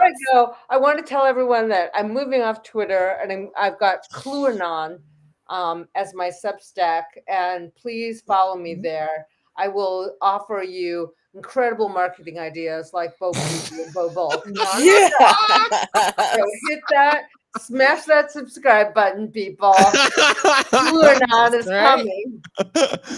What's Wherever you're Tuesday? watching or listening to the show, there'll be links in the description. Definitely links in the chat to Catherine's Substack. Thank you so much for Thank joining you. us. Thank you. Thank you Have so a much. very good rest of your Pleasure to day. see I'll you. see you next Yeah, week in I'll real see you in real life. life. I hope soon. So I'm excited to see Catherine Liu in real life again. I did have fun. Lychee Lemonade was a game changer. Sounds Oh my! like it. She goes, "Let's go to this one place," and we were looking for places to go eat beforehand, and I didn't have any money. Nah. And so she's like, "Don't worry, I'll pay." I was like, "Oh, that's all I wanted to hear." Thank you. And I'm trying to order. Really, you paying? I saw how big your house was. I'll have the lobster and the pheasant. But yeah, that oh man, I will look forward to going back to that place.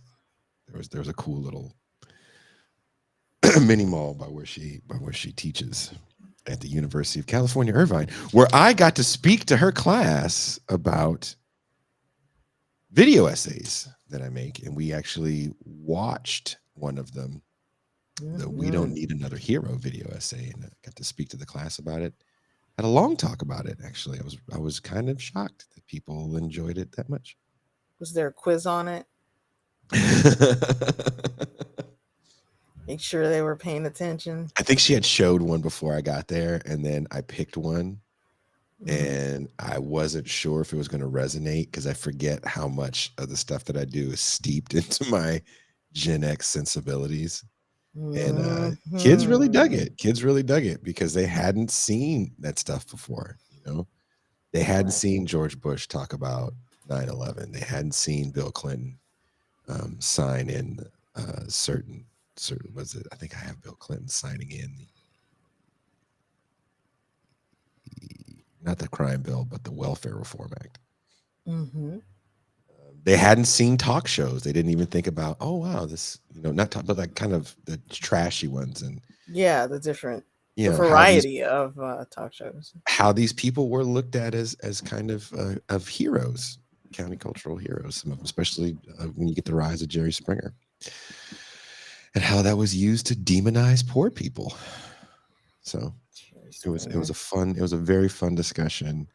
With she has that class in particular was a great class of people that were excited to learn and wanted to know more, very inquisitive. I got to talk to people after. That was even more strange for me. I'll be taking questions after the class. It wasn't even that. It was like people just went, I was like, this is weird. Do they understand that I'm hungry? Do they understand that I'm hungry? Hi, first time student. First time questioner. I was the one you glared at for coming in late. I was just wondering, are you hungry?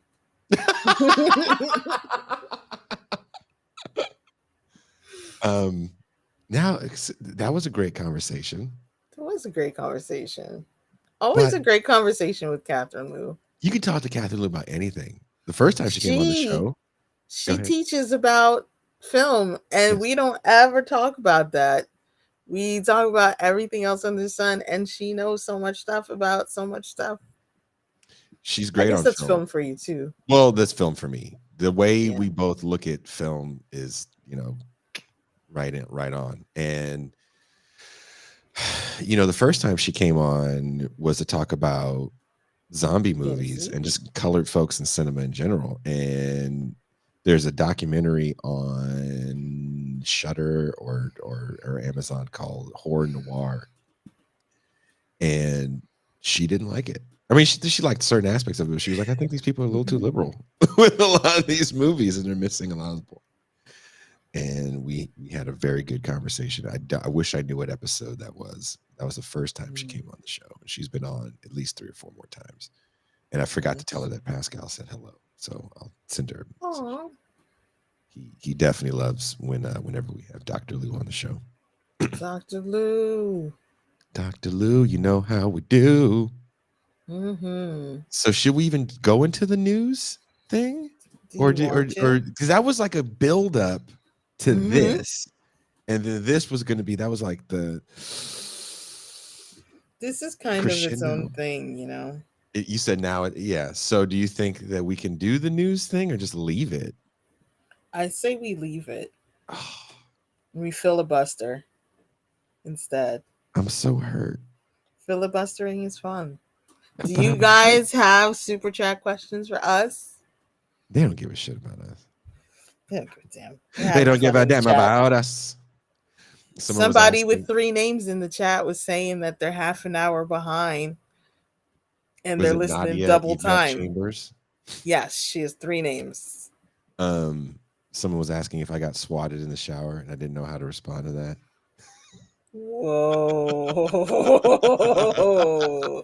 That is a very personal question, my friend.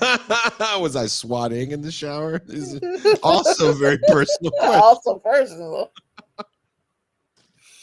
No, so I don't lock my door. What is your And deal, man? Like, it's not so difficult.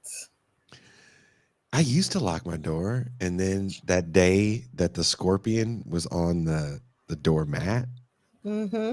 and I felt the scorpion was challenging me. Gosh. I was, trying to get the keys. I was like a horror movie. It's like, "Da!" So now I'm like, just leave the door open, because if there's another scorpion standoff, then I can just jump in. I don't know. I don't know about that. There's a guy who makes YouTube shorts that I watch, Jordan Hewitt. Howard And Hewitt, he's making YouTube shorts Jordan from Hewitt. Shalimar. Anyway, Second time around. he says in the standoff between any kind of bug like that Mm-hmm. and him getting in the house, he will leave the house to the bug.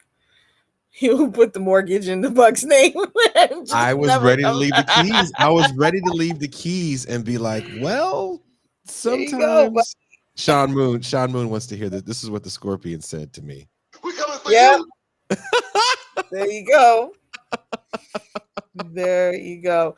I don't know. I think you need to lock your doors. I think locking doors is important. It's how do you keep the ghosts out? I used to be scared about ghosts when I first came here because of All the people who died in your apartment old before you. people that died here.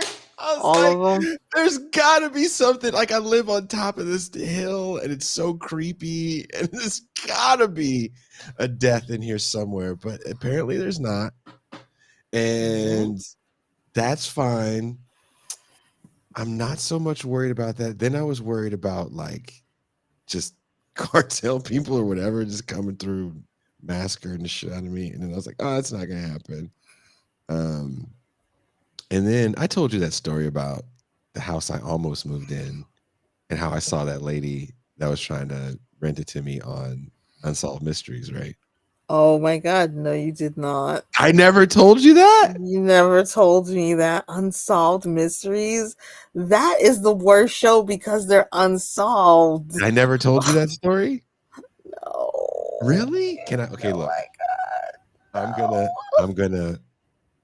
You be entertaining. Me? And I'm Me gonna be go entertaining? refill my coffee cup to tell you this story. I already talked about YouTube shorts. I don't know what else to talk about. Go be entertaining. Be entertaining. I will say this to the comment we were discussing earlier about Joe Rogan. I think the only person that has to be right on his show is Jamie. Like, being right is just all outsourced to Jamie.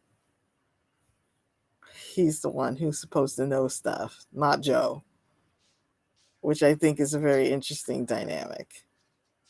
Sean McCallum says, there is a genre of films focused on attacking the bourgeois revolutions, disseminating rad-lib pseudo-history. It's called Horn. Strom. Is that a Gerald Horn knock? That's Gerald Horn knock. Is it really? Sometimes I wonder if Strom will ever find a mate. Don't It's talk just so about Gerald Horn. specific. Just so specific, you know? Gerald Horn is actually a pretty nice guy, and we had a decent conversation the first time he came on the show to actually talk about. At the time, it was a newer book he had written. He shits out so many books about the '60s, and I think Watts. I don't know if he's from LA, but I know he spent a lot of time in LA. I forget. Is he from LA? Mm-hmm. Our friend Vicky Clee from last week says, I'm scared to type in case Jason and MT think I'm making references to various things I'm not. So last week, Vicky Clee said that she was cleaning the carpet on her stairs. And I thought that was code for something, but it Yeah, it was sounds like not. she's yeah. That was not Is it code. shag carpet, Vicky, or is it what kind of carpet is it? Because unbeknownst to many, I'm a fan of shag carpeting. Should I tell my redhead story with the What was that? carpet? Should I tell my redhead story with the carpet?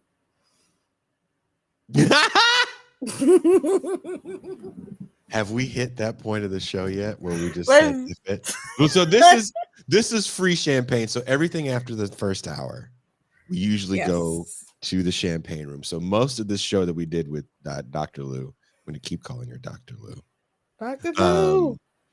Would have been in the champagne room, and we probably would have taken those questions definitely in the champagne room as well. Mm-hmm. But for Saturday, we want to indoctrinate you into what we do here at TIR. And we know many of you guys also can't watch the show live because we do have, for whatever reason, a pretty good audience overseas. And so we call this the Saturday Free Show, where we just go. Usually, in a perfect world, we'd like to keep it 90 minutes, but that never happens. So these shows are a little longer.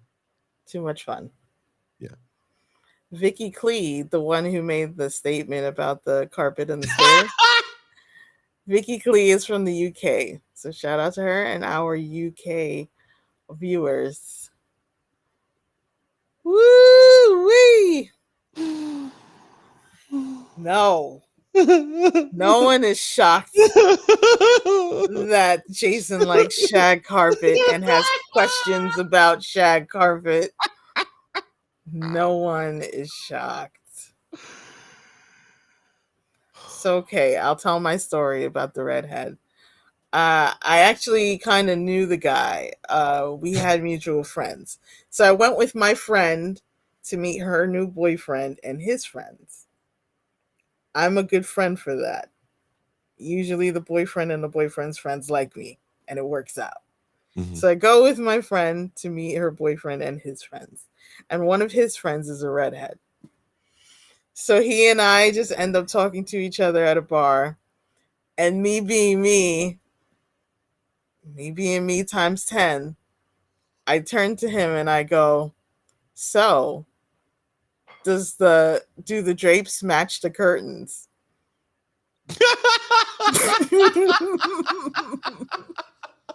Exactly. Because that's not how that goes.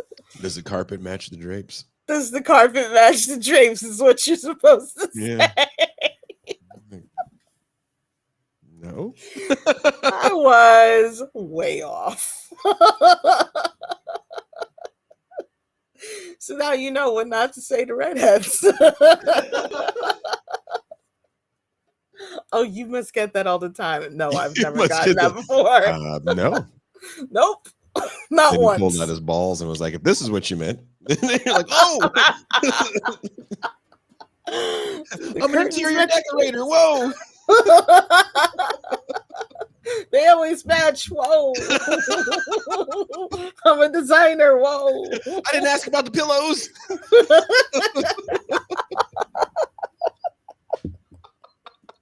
Just stupid question. Well, he told me that actually he was Scottish and that it was common for Scottish men to have kind of reddish hair but like a blonde beard. Like it doesn't match. And it does make people ask, Does the carpet match the drapes? That's what he told me. And he told me if I ever saw a redhead whose beard didn't match, or even a brunette whose beard didn't match, that they're probably Scottish. Not where you thought that story was Yeah, going. it's like you're checking the turtle to see if it's a boy or a girl. Checking the turtle. No. Let me see your balls. Who is checking the turtle? Oh my god! What are you talking about? That now you know IMT is single. That's right. That's right. Because I have the best questions for men. Walking Whenever around I meet Irish them. bars. So, who wants to show me how Scottish they are? You have any Scottish in you? Would you like some? That's not how that joke goes. That's even more frightening for me. Like, what the fuck? What? Are you Scottish? Oh, no. I just want to see what color your nuts are. That's all. Yeah, I'm taking a survey. That's all. Just, sorry. Just trying to be witty with the intro. But let me see. Being witty goes too far. Oof. That is the name of my autobiography. That's what your solo show is, when being witty goes. It is when being witty goes too far. So, trauma culture. Trauma culture. I have to stop drinking entire pots of coffee while on air. That could be a problem. Vicky Clee's making fun of me now. Vicky Clee was talking about cleaning her carpet. I'm like, why are you telling us this? Like, is that what people do when they listen to this show? And if so, should we just ditch this whole leftist shit and just go down a whole other rabbit hole and make actual money? I feel like that's where we are right now. That is so funny. She's like, "What? Would you like some? What?"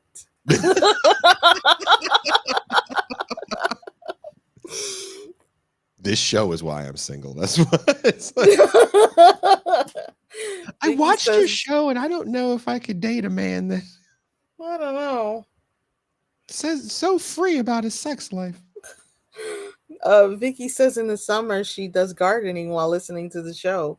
If that helps you imagine what she does during the show.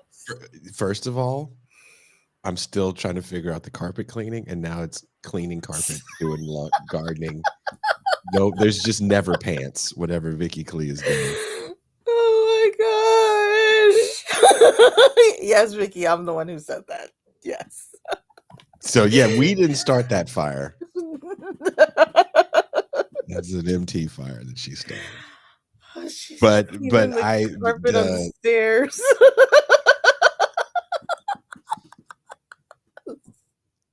Cushions and baking shit, trimming the bushes. Soon it says trimming the bushes. Yeah, I garden while I listen to the show. I'm just cleaning the carpet and trimming these bushes. I just snorted. Oh my god! It's like an smorgasbord of joy for me, Vicky. Oh, Vicky shears the bushes.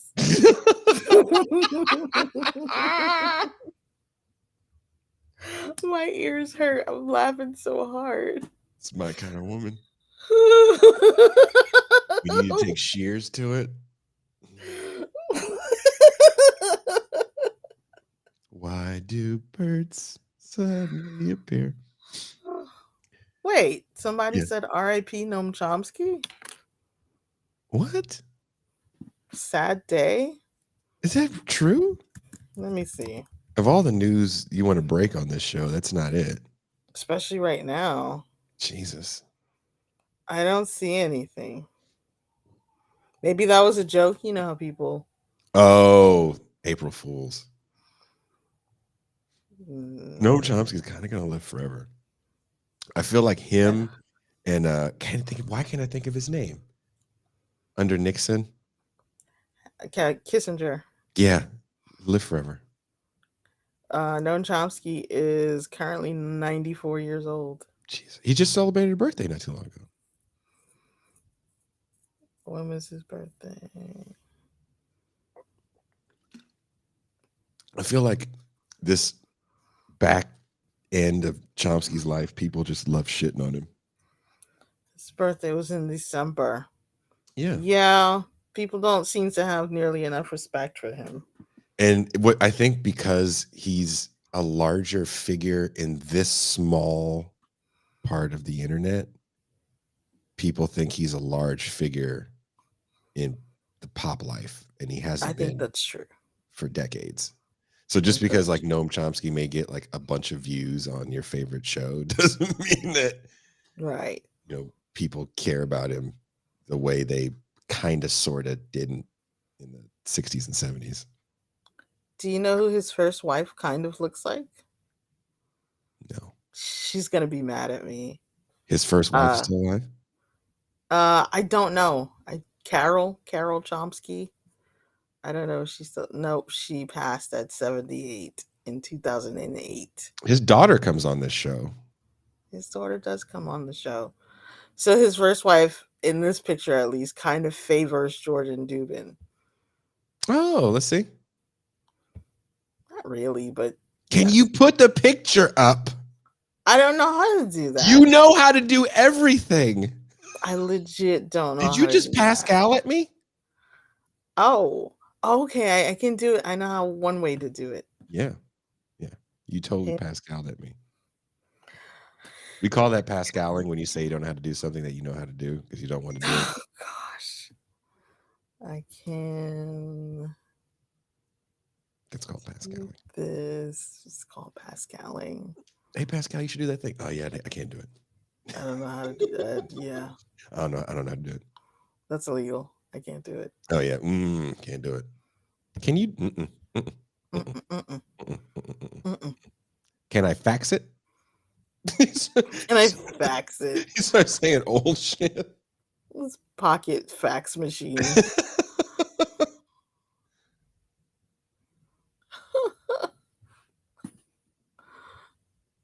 I told you last night. I think I was talking to you about seeing? that.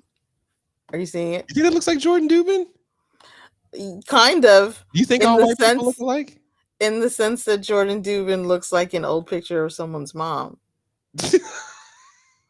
She kind of does. Now I'm going to get a phone call from Jordan Dubin yelling about how she doesn't look like that woman. She's got the hair flip too. Jordan Dubin looks like another picture of this same woman. She looks like there is a celebrity she looks like. And I'm trying to think of who it is because I looked at her the other day. I was like, and I told her this, and I can't remember who it is. She must be asleep still because she's not commenting. Yeah, she must be asleep. Kushlik, all white people look alike. Kushlik, that's me. Well, he's saying that's a quote from me. No, you need to quote me because that's my ethos. But yeah, I never told you the story about when I first came down here. I'm burning bridges today. I'm Norm Finkelstein over here, burning bridges. Hey, I'm Faye. Hey, I'm Norm today. Hey, what's a pronoun? It's some little kid bullshit. I don't think you need it.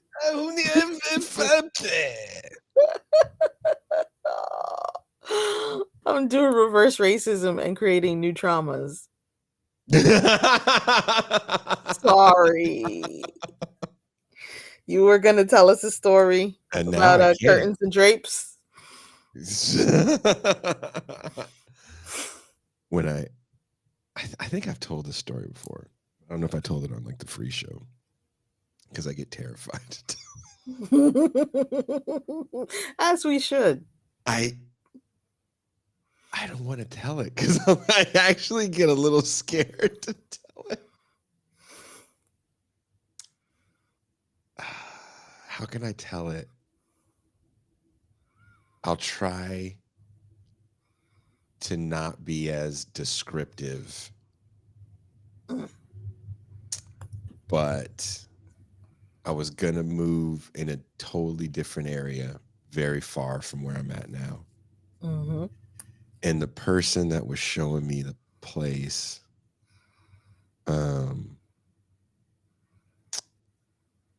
was real, I don't want to say sketchy, but I just felt a weird vibe from the person. And, you know, I ask a lot of questions. Mm-hmm.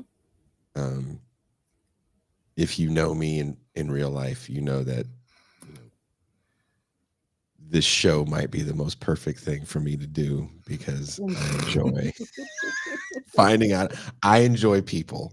I really do enjoy people. If you hang out with me on a regular day, I'm walking around regular people, talking to them and asking them about shit. Toussaint, we were having a conversation last night. Yep. For hours over the schedule of the show. We were booking out till June, and she heard me talking to people that were randomly coming up to the cafe I was at. So that's He's just like how the mayor. that's just how I am. So when people are real standoffish to certain questions, Mm-hmm. my spidey sense raises a little. Mm. And so I just had a weird feeling, right? And so when I first moved out here, I was watching YouTube, and because of licensing laws, there's certain things you can watch here that you can't always see in the States. Mm. And I was watching all these, I like true crime crap. And I found the old, what did I call, what's it called again? The show that I mentioned. Robert Stack was the host. Unsolved Unsolved Mysteries. Mysteries. And they had all the old unsolved mysteries from the 80s. And so there was like a playlist of them, and I was playing it and I was going to sleep to it. And as I'm kind of fading off to sleep, they're talking about this person, and the person they're describing and where they're describing the person is literally this person that showed me a property Oh my God. that I was about to move in. And Yikes. I as I'm falling, you know how you're kind of fading and you're in that weird phase where you think you're asleep, but Mm-hmm. you're still. And so I'm watching and I'm looking, I'm like, oh wow, you know, they reenact everything. Mm. They like God. killed one or two business partners. Oh my And gosh. I look and they show the picture, and I was like, I No. shoot up. And I would have been living in the most remote, no one was coming to visit me. Of Right. course. And I will never forget this. It was 2:26 a.m. and it's pitch black. And I'm looking around this apartment, and I was terrified because I'm like, I recognize this person. I've been dealing with this person. Oh my gosh. And I don't want them to know where I am at. Yes. So I have a lock on my door, but there was Mm-hmm. one woman who came to visit me once, and she, the one that said, "Oh, I will never come back to visit you." Okay. Like, not because I was a piece of shit. She was just like, no. And I No. don't even live in a bad neighborhood, but she was just like, no. And when she first walked into the house, she looked at the door and she goes, "This is not a lock for a door. This is a lock for a bathroom door." She's like, "You need a real lock." So Yeah. that's going through my head as I look at my door. Oh my gosh. And I'm like terrified. Like, this lady's gonna. Oh. person who, We know it's a lady. damn it. But I was fucking spooked the shit out of me. And there's more stuff to make it even more spooky, but yeah, that was the most. Oh, Jordan Dubin is here, and she says I don't think you look like Carol Chomsky, Jordan. Who did I say you looked like the last time you were here? We decided you looked like somebody on TV. So it's like her name is Trixie. Oh, that's fucked up. No, it's the hair flip. Trixie. There's something kind of old-fashioned picture-y, sepia tone picture about her.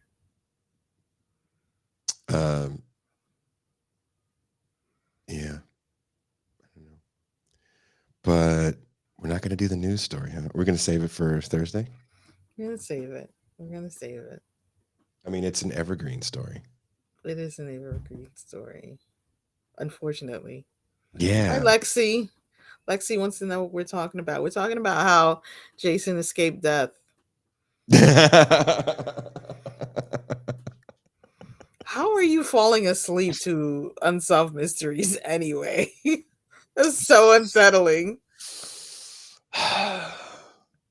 That was the most unsettling of it, because I seriously waking up and seeing that face, and I was like, I totally have been dealing with this person for the last like month. Jeez. Like literally was about to move into that spot. Like everything was all set up, and then I came here super randomly came here, and I was like, whatever I have to do to get in here, I'll get in here. And this is like way closer to the border for me. That place was far. I think the closest airport to me was even San Felipe. Like that's how far south it was. Yeah, that's uncomfy, as they say. A little bit. But there's definitely a criminal element in this town. Yes, there is. That's the first thing people start asking you, like, why are you here? It's like Cowboy Bebop. Everyone's a bounty hunter. Or yeah, everyone's what brings you to Mexico? How much is on your head? No one likes that. When I'm like, what brings you to Mexico? I'm like, poverty. They never like that joke. No, poverty. Also doesn't get you callbacks on the fucking dating apps. You really live in Mexico? Yeah. Yeah. Why do you live there? I can't afford California. Who can afford California, though? Exactly. I'm always baffled on how you afford New York. I don't see any movies. Like that's it. That's it. That's like that. Those people that tell you how to like. And in one financial move, Johnny saved $25,000 and bought 12 houses. There you go. That's the one. That's the move. I have never seen any movies at all ever. I watch free documentaries on YouTube. God, that BBC's got some winners. And this is why you insult Irish people's testicles. No. Scottish testicles. Sorry. I insult Scottish people's pubes. That's what I do. I investigate them, I interrogate them, and I insult them. And I clean the carpet on my stairs. And the carpet is clean here, fellas. Let me tell you what. It's clean. It is lint free. I trim the bushes.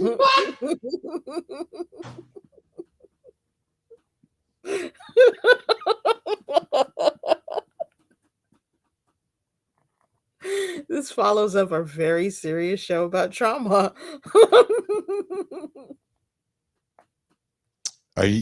Has there been any April Fool's stuff today? Besides the Chomsky thing. What a mean, like, haha. Like, what is that? Where's the comedy in that? I don't know why that person said that. I think it was a millennial Zoomer RIP kind of. I just don't see the humor in that. Not like he had some kind of fail and then they say RIP. Not like he died and they said RIP. But that's, I don't know. It's just kind of not.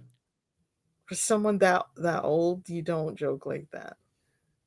He, Man is 94.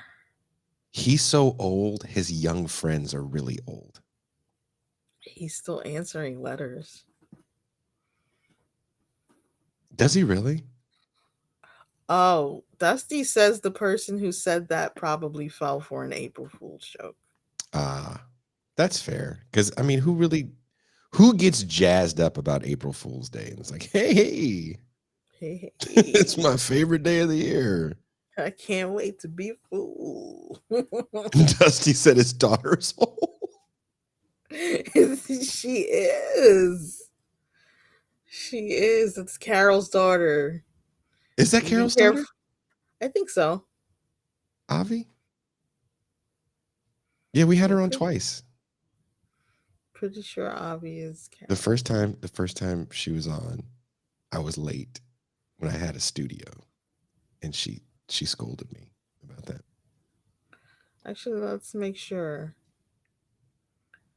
Let's make sure. Dusty says, I can't wait to be announced dead when I'm alive. I think that means you made it in life.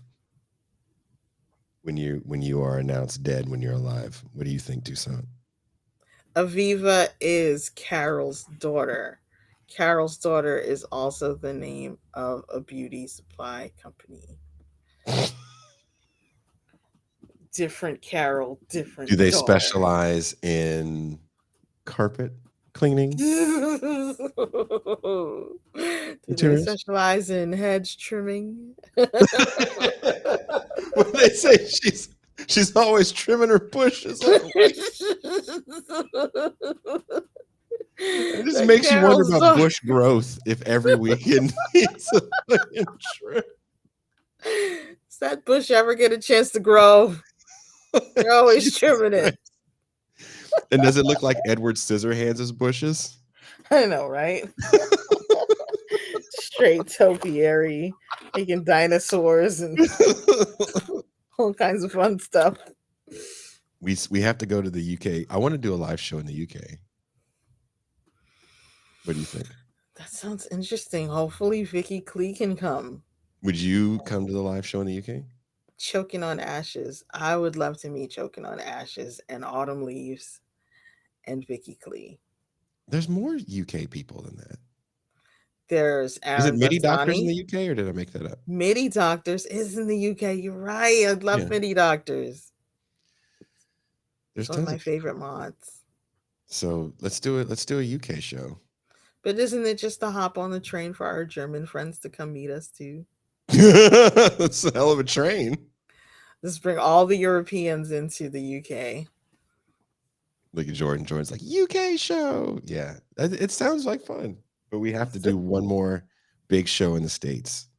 You said that's a hell of a train. Yeah. I mean, you make it sound like it's a subway. Like, you're just getting on that shit. Hop on the tube. Yeah, no, it's a train, but it's not the train you think. It's a different train. Oh, the artist is in the house. The artist is a big fan of bands that come from Sheffield. There was a band we were talking about the other day from Sheffield. Who was that? Def Leppard. I thought Def Leppard was from Birmingham. Are they from Sheffield? But I feel like we get into this conversation all the time. We definitely had a big music conversation after the movie show because Alexander Herbert actually wrote a book about punk rock in Russia in the 70s from like 79 to 88, I think. He wrote a book about documenting punk in the Soviet Union, which was really interesting because he was saying that the first wave of punk bands were hearing the Soviet punk bands were hearing punk music from stealing a BBC signal at night when they were playing the Sex Pistols. And we got into a whole conversation about the importance of bands like the Sex Pistols because a lot of people get kind of dismissive of them because they're Mhm. kind of a put together creation of Malcolm McLaren. Mhm. And it's easy to dismiss them in their importance in the punk rock landscape.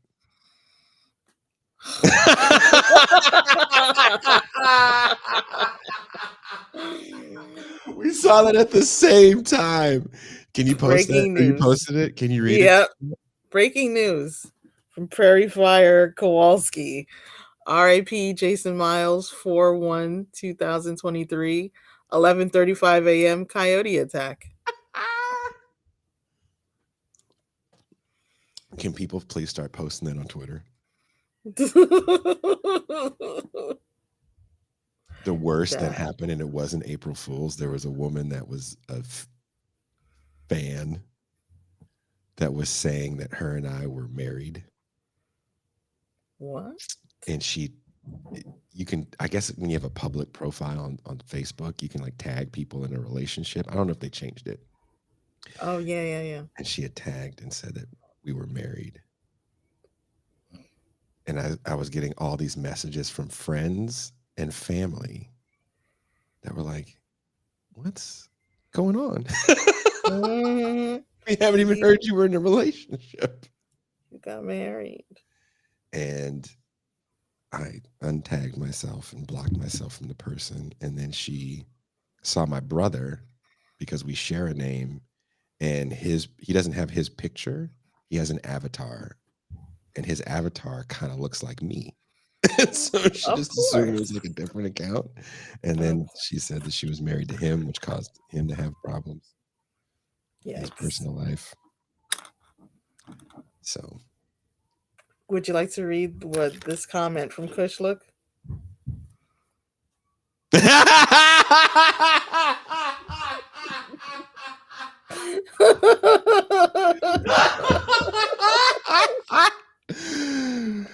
BJG texts Jason for a date and then is like, LOL, April Fools. And the nails emoji. Um, Damn. Nails yeah. emoji. Yeah. I feel like Kushlik is the only person that gets the joke. Kush look is everywhere and knows all. There's a few people that actually get it. Everyone else really thinks that I'm like sitting around here Simping. messaging her over and over again. What are you thinking? What are you doing? What are you? You up? I see you just tweeted. Are you up? No, not at all. You want to see this picture of Carol Chomsky? I get a friend what looks just like her. Will you be my Diane Carroll? That's a good fit for her. Right? Yeah. She didn't want to be, a black podcast power couple. Well, can't win them all. You can't. I tried. We're going to have to find someone else for you. I guess. Okay. Well, we've been going for over 2 hours. We have. We've talked about drapes. We've talked about carpets. Jesus Christ. Unsolved mysteries. Unbelievable. Also, I refuse to watch Unsolved Mysteries after that. Good. It's a terrifying and creepy show. Won't watch it. Will not watch it. When it gets that real, when you're like, no. Yeah. No. Either you're like, I'm gonna watch all of them, or I'm gonna watch none of them. None of them. I don't need to see any more people. No more people than I can actually see in real life. Yeah. And know that they've been chilling for 30 years. Mm-hmm. Nah, I'm good. I wanted shit to stay a mystery to me. Living a nice regular life for decades. Not knowing there's an American TV show about them, apparently. What do you do when you find out there's an Unsolved Mysteries about you? Apparently, get into real estate? Get into real estate. I guess. The artist is a coyote and is in the chat. Or coyote. So we didn't spell trauma wrong. Someone spelled trauma wrong. Trauma is a more traumatic than trauma. We didn't mention blankets at all. Oh, no. We didn't want, I mean, look, we're not trying to make fun of it, right? Ultimately, No. and even in her piece, she admits that we need to decommodify mental health because when you think about mental health, the only money to really be made in it is in the private sector for people. So you're not getting their best when it comes to any sort of discounted or even like free services, which is really sad. Today's episode is brought to you by BetterHelp and Skillshare. We have an ad on the audio show, and I don't know what it is. That's cool. Well, I'd like to know what the ad is. You don't need to know. What if it is better health? Well, that's true, right? It's like, we're going to give these guys the golden ticket. It's probably Skillshare. Maybe Harry's Razors. Wow. Magic Spoon? Ooh, $47 cereal. Is that how much Magic Spoon costs? It's expensive. It's $47? As my little brother used to say, it costs expensive. You don't even know how much it costs. It costs expensive. Really? Yeah. Yeah, Jeremy Logan says we should have Gabor Mate on. I mean, we had his son on. We had Daniel on. And we definitely weren't talking about trauma. We're talking about hip hop. And I've talked to Daniel since. And we're going to do another hip hop show with Daniel. Are we? Yeah. So I forgot to slide that in our 4-hour booking talk yesterday. I don't know if it's $47 a box. I just know it's expensive. Because is it a service kind of thing, like a serial service? I think it's a service, yeah, and you keep getting the different cereals. Exactly. If you have to ask, you can't afford a cereal subscription. That's so insane. Yeah, but it's got all those not real sugars in it that aren't fake sugars. Okay. But a cereal service is Magic Spoon kind of like the Columbia House of cereal? No, because they don't have cereal for a penny. I thought that's what it is. Like, it's a money back guarantee. So they'll send you the cereal, right? You get the cereal, and then you don't like it, you send it back. And then it's like probably so much of a hassle to send it back. You're like, fuck it, I'll just keep it. And you probably pay for the first 100 boxes. And then that's probably where the $47 comes into play. Maybe. But if you like it, then it's like every month you try, peanut butter cinnamon or some like stupid combination of things that should never go together. Peanut butter cinnamon could be worse. I don't know.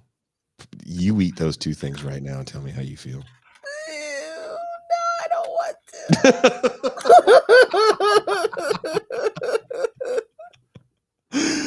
to. A congressional baseball fan says, I'm in the Walmart tripping over $6 boxes of cereal. I'm not dropping $40 a month for a cereal subscription. Well, they had that for dog stuff as well. There's like a dog. Get the dog box with wolf.com. That makes more sense to me than the cereal one. But the cereal one, if you're serious about your cereal, like Seinfeld or something. How serious should one be about anything? But that's Or if you don't want to think about your cereal, you just want your cereal there, then it makes sense. like apps in especially in major metropolitan areas are frightening for how Mm-hmm. much regular bullshit they commodify. Yeah. In San Francisco, it's pretty prevalent in, nicer areas. And I don't know if you're familiar with this, but there's a laundry service app where they come in and get your clothes, fold them, and put them in the drawers for you. Have you seen that That one? sounds kind of awesome. I saw this meme once where apparently you're in bed, you order some pajamas from Amazon Mhm. and you're in bed and then someone comes in from Amazon and puts the pajamas on you and you're like, "What the?" And the person's like, "Shh, this is part of Prime now." Like, what is cool about that? I mean, hey, it's just getting it done for you. Oh, this is so Oh, nice. thank you. Thank you so much. We appreciate it. Thank you, Thank you, Jeremy. Jeremy Logan. That's huge. That's really huge. Okay, Toussaint. I don't Yes. care what you say. Yes. I don't want people doing my laundry and putting it away for me, especially as particular as I am about how stuff has to get put away. I'm sure you can tell them how you want them to put it away. I would feel like more of an asshole saying that. Listen, I want the Marie Kondo. I want all my t-shirts sitting up at attention like little soldiers whenever I open a drawer. That's what I want. An army of t-shirts. Little cadet t-shirts. Congressional baseball fan says, I don't need randos folding my underwear.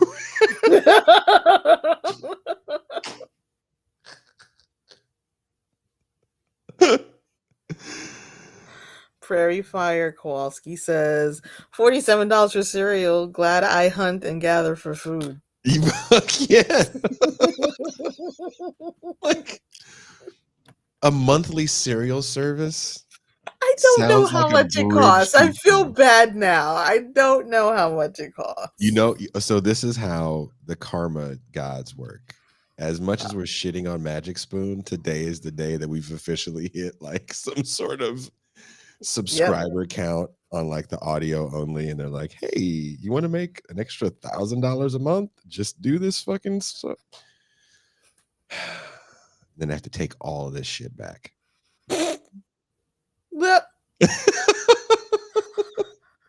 Arlo Fantastic says, "Is this what happened while Jason was in the shower earlier? Someone came in to fold his clothes." And then they swatted me. Yep. Bing. Bing. And then the person from Unsolved Mysteries came.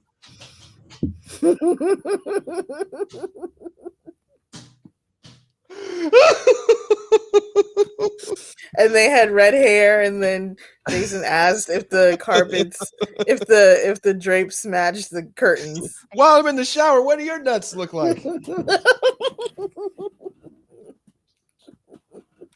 Mine are all regular. But your hair makes yours different. But did you wash the carpet on the stairs? He actually, what the fucked up part is when he came in to fix the bathroom sink, which is where I was in. And since I leave doors open, he walked through the door that leads to the terrace. Mm-hmm. And this time I was wearing a towel. And he was wearing a little towel skirt. That's what it is, a little towel skirt. He was Did like, you make a "Sorry, dress Jason." out of it so you hid the top too? He was like, "Sorry, Jason. I didn't know you were in the shower," in Spanish. And I was like, no, that's fine. I'm out of it now. But yeah. Nothing you haven't seen before, bruh. We're all dudes here. We're all bros. Look at that. Yeah, we're all bros. Hey. You do a little windmill. It was like a propeller. Look at that. Sling it over your shoulder. Do jumping jacks. Hit your neighbor. We're all guys here.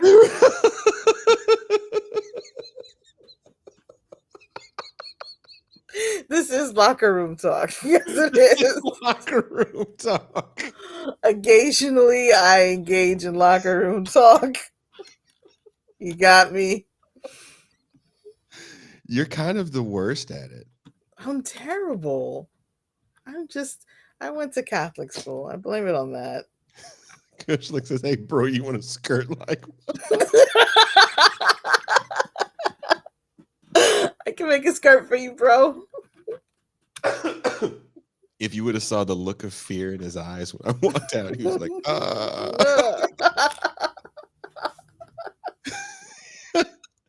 I've never seen a grown man back up.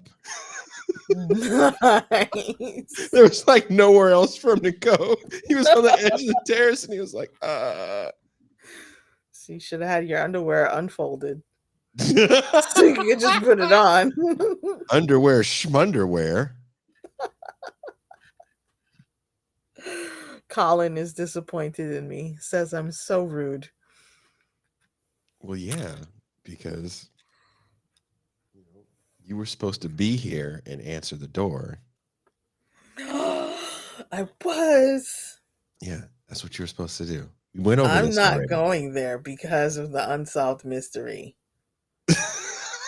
Like that one woman. Like that one woman that was like, I'm never coming back to your house. Exactly. Well, won't be coming back here. She's very honest. Nice lady. Yep. Yeah. I was like, no. I was like, but. She goes, no. Is this a nice apartment? She goes, it is. It is. But no. No. She goes, you don't even have a gun? Oh my gosh. Jason with a gun. She should be brandishing it on air. Can you yelling at chatters? When I took out the machete, that's got us in trouble. Yeah, that's true. Remember? Right? That's You how we did get in got the trouble for video that. pulled down because I took the machete out. Jeez. Can you imagine a gun and I'm answering the door with no towel? Oh no. Yes, No. she was the one that was surprised it didn't smell like mold.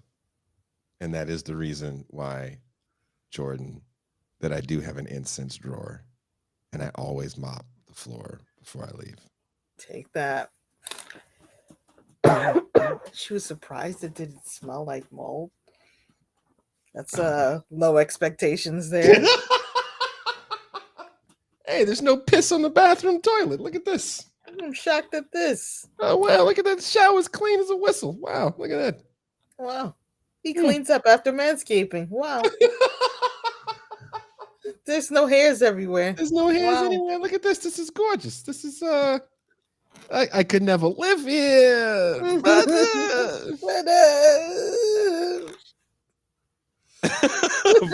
Coach Look says, of all the men I've dated, you are the most mold free. Yes. The most mold free. From your profile, I did get an impression of mold. You get to see that impression was wrong. Now, if only you were from Sheffield.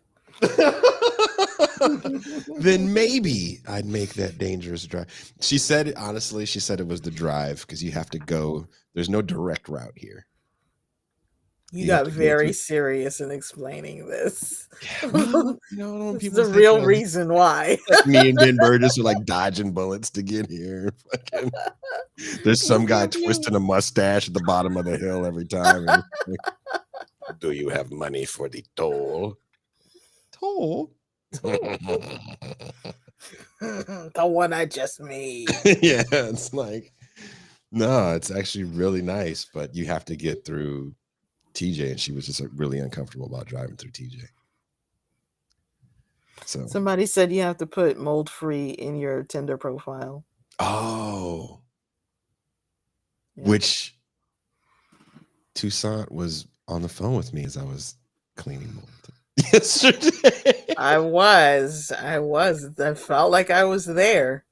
She was getting mold clean.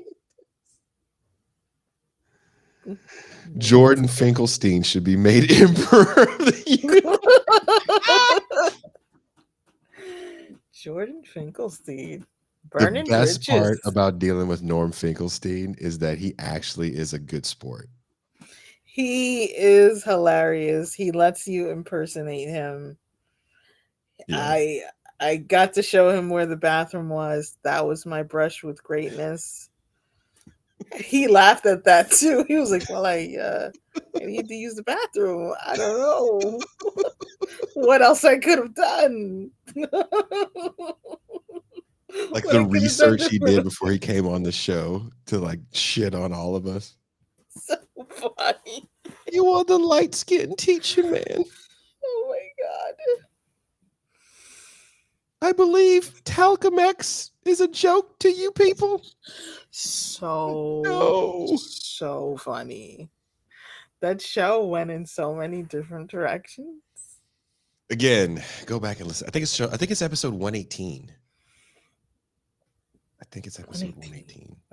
When Jason says he thinks it's a certain episode number, it is that episode number. I'm pretty sure. I'm the one that puts everyone up 400. We have over 500 episodes of shows that I've been doing since I started this 3 years ago. Over 500.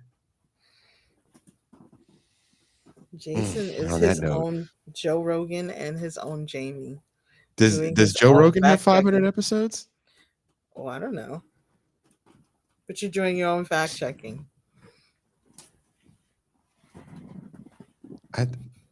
Who has 500 episodes? We need to see who's got an episode count.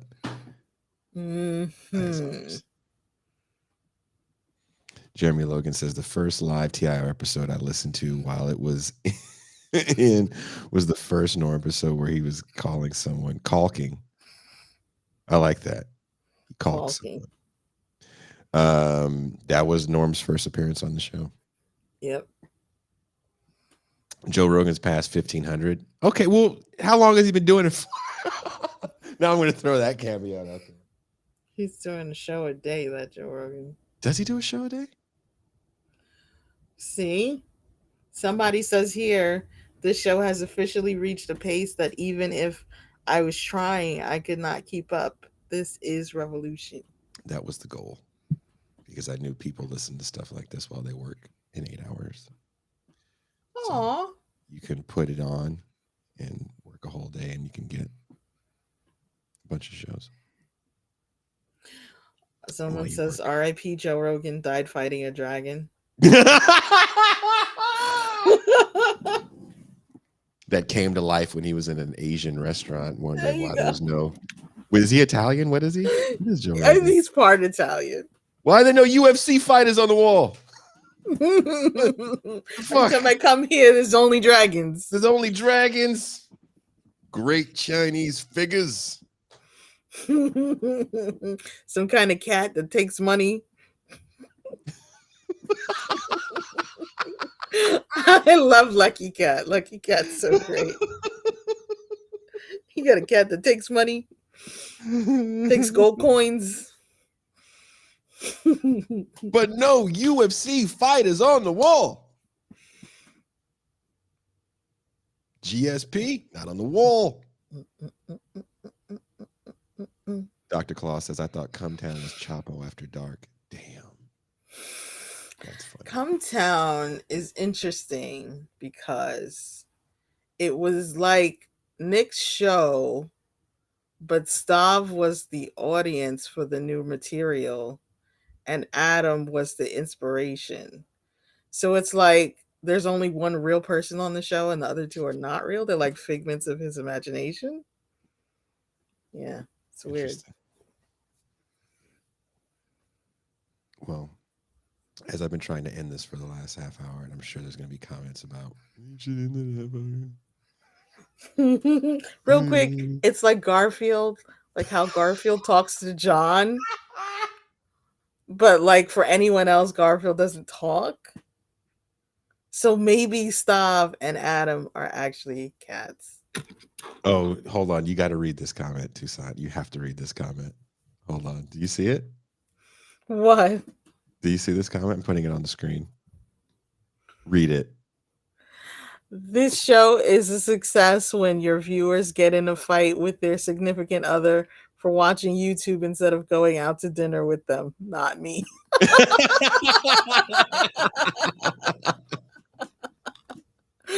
Nice. Kushlik says, I thought Doug Lane's Zero Books was the same as TIR for a long time, too. Mm-hmm. When we were on Zero, Understandable. that was huge for us, was actually getting on Zero. So also huge shout out to Doug Lane for doing that. That was a life-changing Oh relationship. my God. Derek Varn is in the audience and he says, why is there only the Holy Ghost and Jason Miles? That's true. I am imaginary. I'm just a figment of Jason's imagination that helps him on the show. He's alone on the show. People Oh really my thought God. the weird looks I was getting. I don't know if you could see it around me when I was talking to you Uh-huh. on the phone yesterday in the street. People were like, "What's wrong with him?" I'm like, "I'm talking on the you see, I have a headset on. It's not like I'm sitting here with a Bluetooth and it's 2004. Like you see me That talking." is so But funny. what made it horrible is my phone went dark. So even though so I don't know if there were times where you Oh, couldn't see me, my phone went dark. So it yeah. really looked like I was a crazy man just talking. Eating tacos and talking to Eating tacos himself. at a place that didn't serve those tacos. So people are like, why is this homeless guy This homeless guy eating tacos here. just fucking eating tacos here on the Talking to boulevard? himself. So I had to keep, I don't, that's why I kept pressing the phone. So I don't want people to think I'm crazy and I don't want to deal with the police. Not That's anymore. That funny. I have trauma from that shit right now, dealing with the police. I really wish you could have heard my righteous indignation at Mexican law enforcement as they fucking arrested me for my crime. Oh my gosh. Oh my gosh. Y'all blew my mind with that. Pascal is the father, Jason is the son, and MT is the Holy Ghost. Oh my gosh. Y'all are killing me.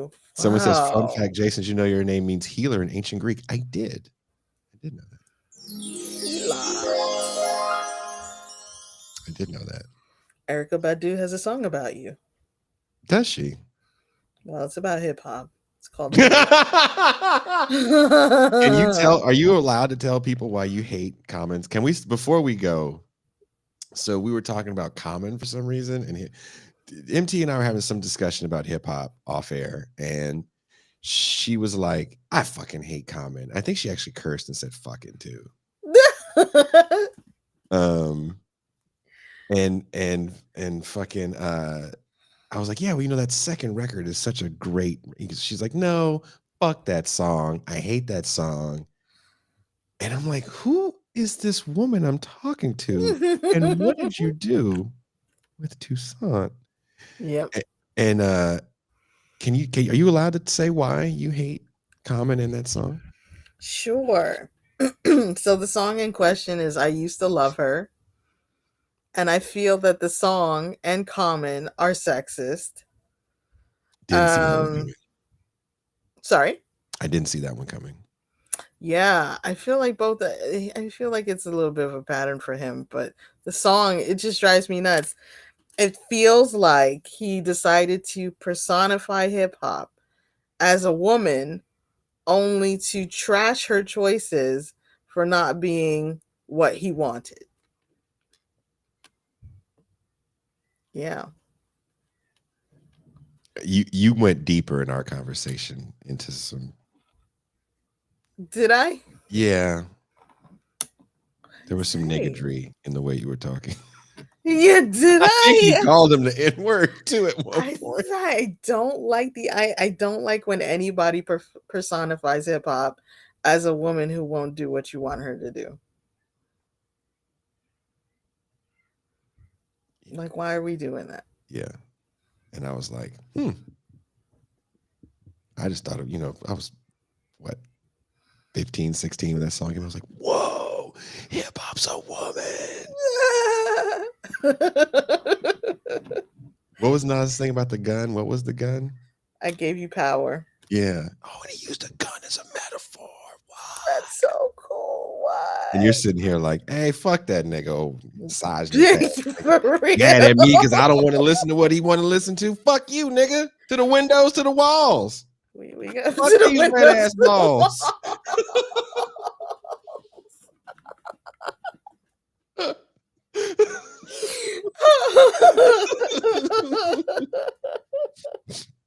Well, we've went on for too long, so. Wow, we've gone all over the place today. This was fun. I talked to you for so long yesterday, only to talk to you for so long today. Dude, that's awesome. So long. That's awesome. You have no idea how long Toussaint and I talked for. And I wish I could have recorded the looks of people around me that were like crazy, man. Jason's living a dream inside a dream. I woke up this morning like that. Like I thought I wrote the script for today. I was like, that's so funny. What if you're John from Garfield? I'm Garfield. I'm talking to you. We're all Garfield. We're all Garfield. These are the Garfields you're looking for. We're all Garfields in a world of Heathcliffs. There you go. And on that note, people, we are Garfield.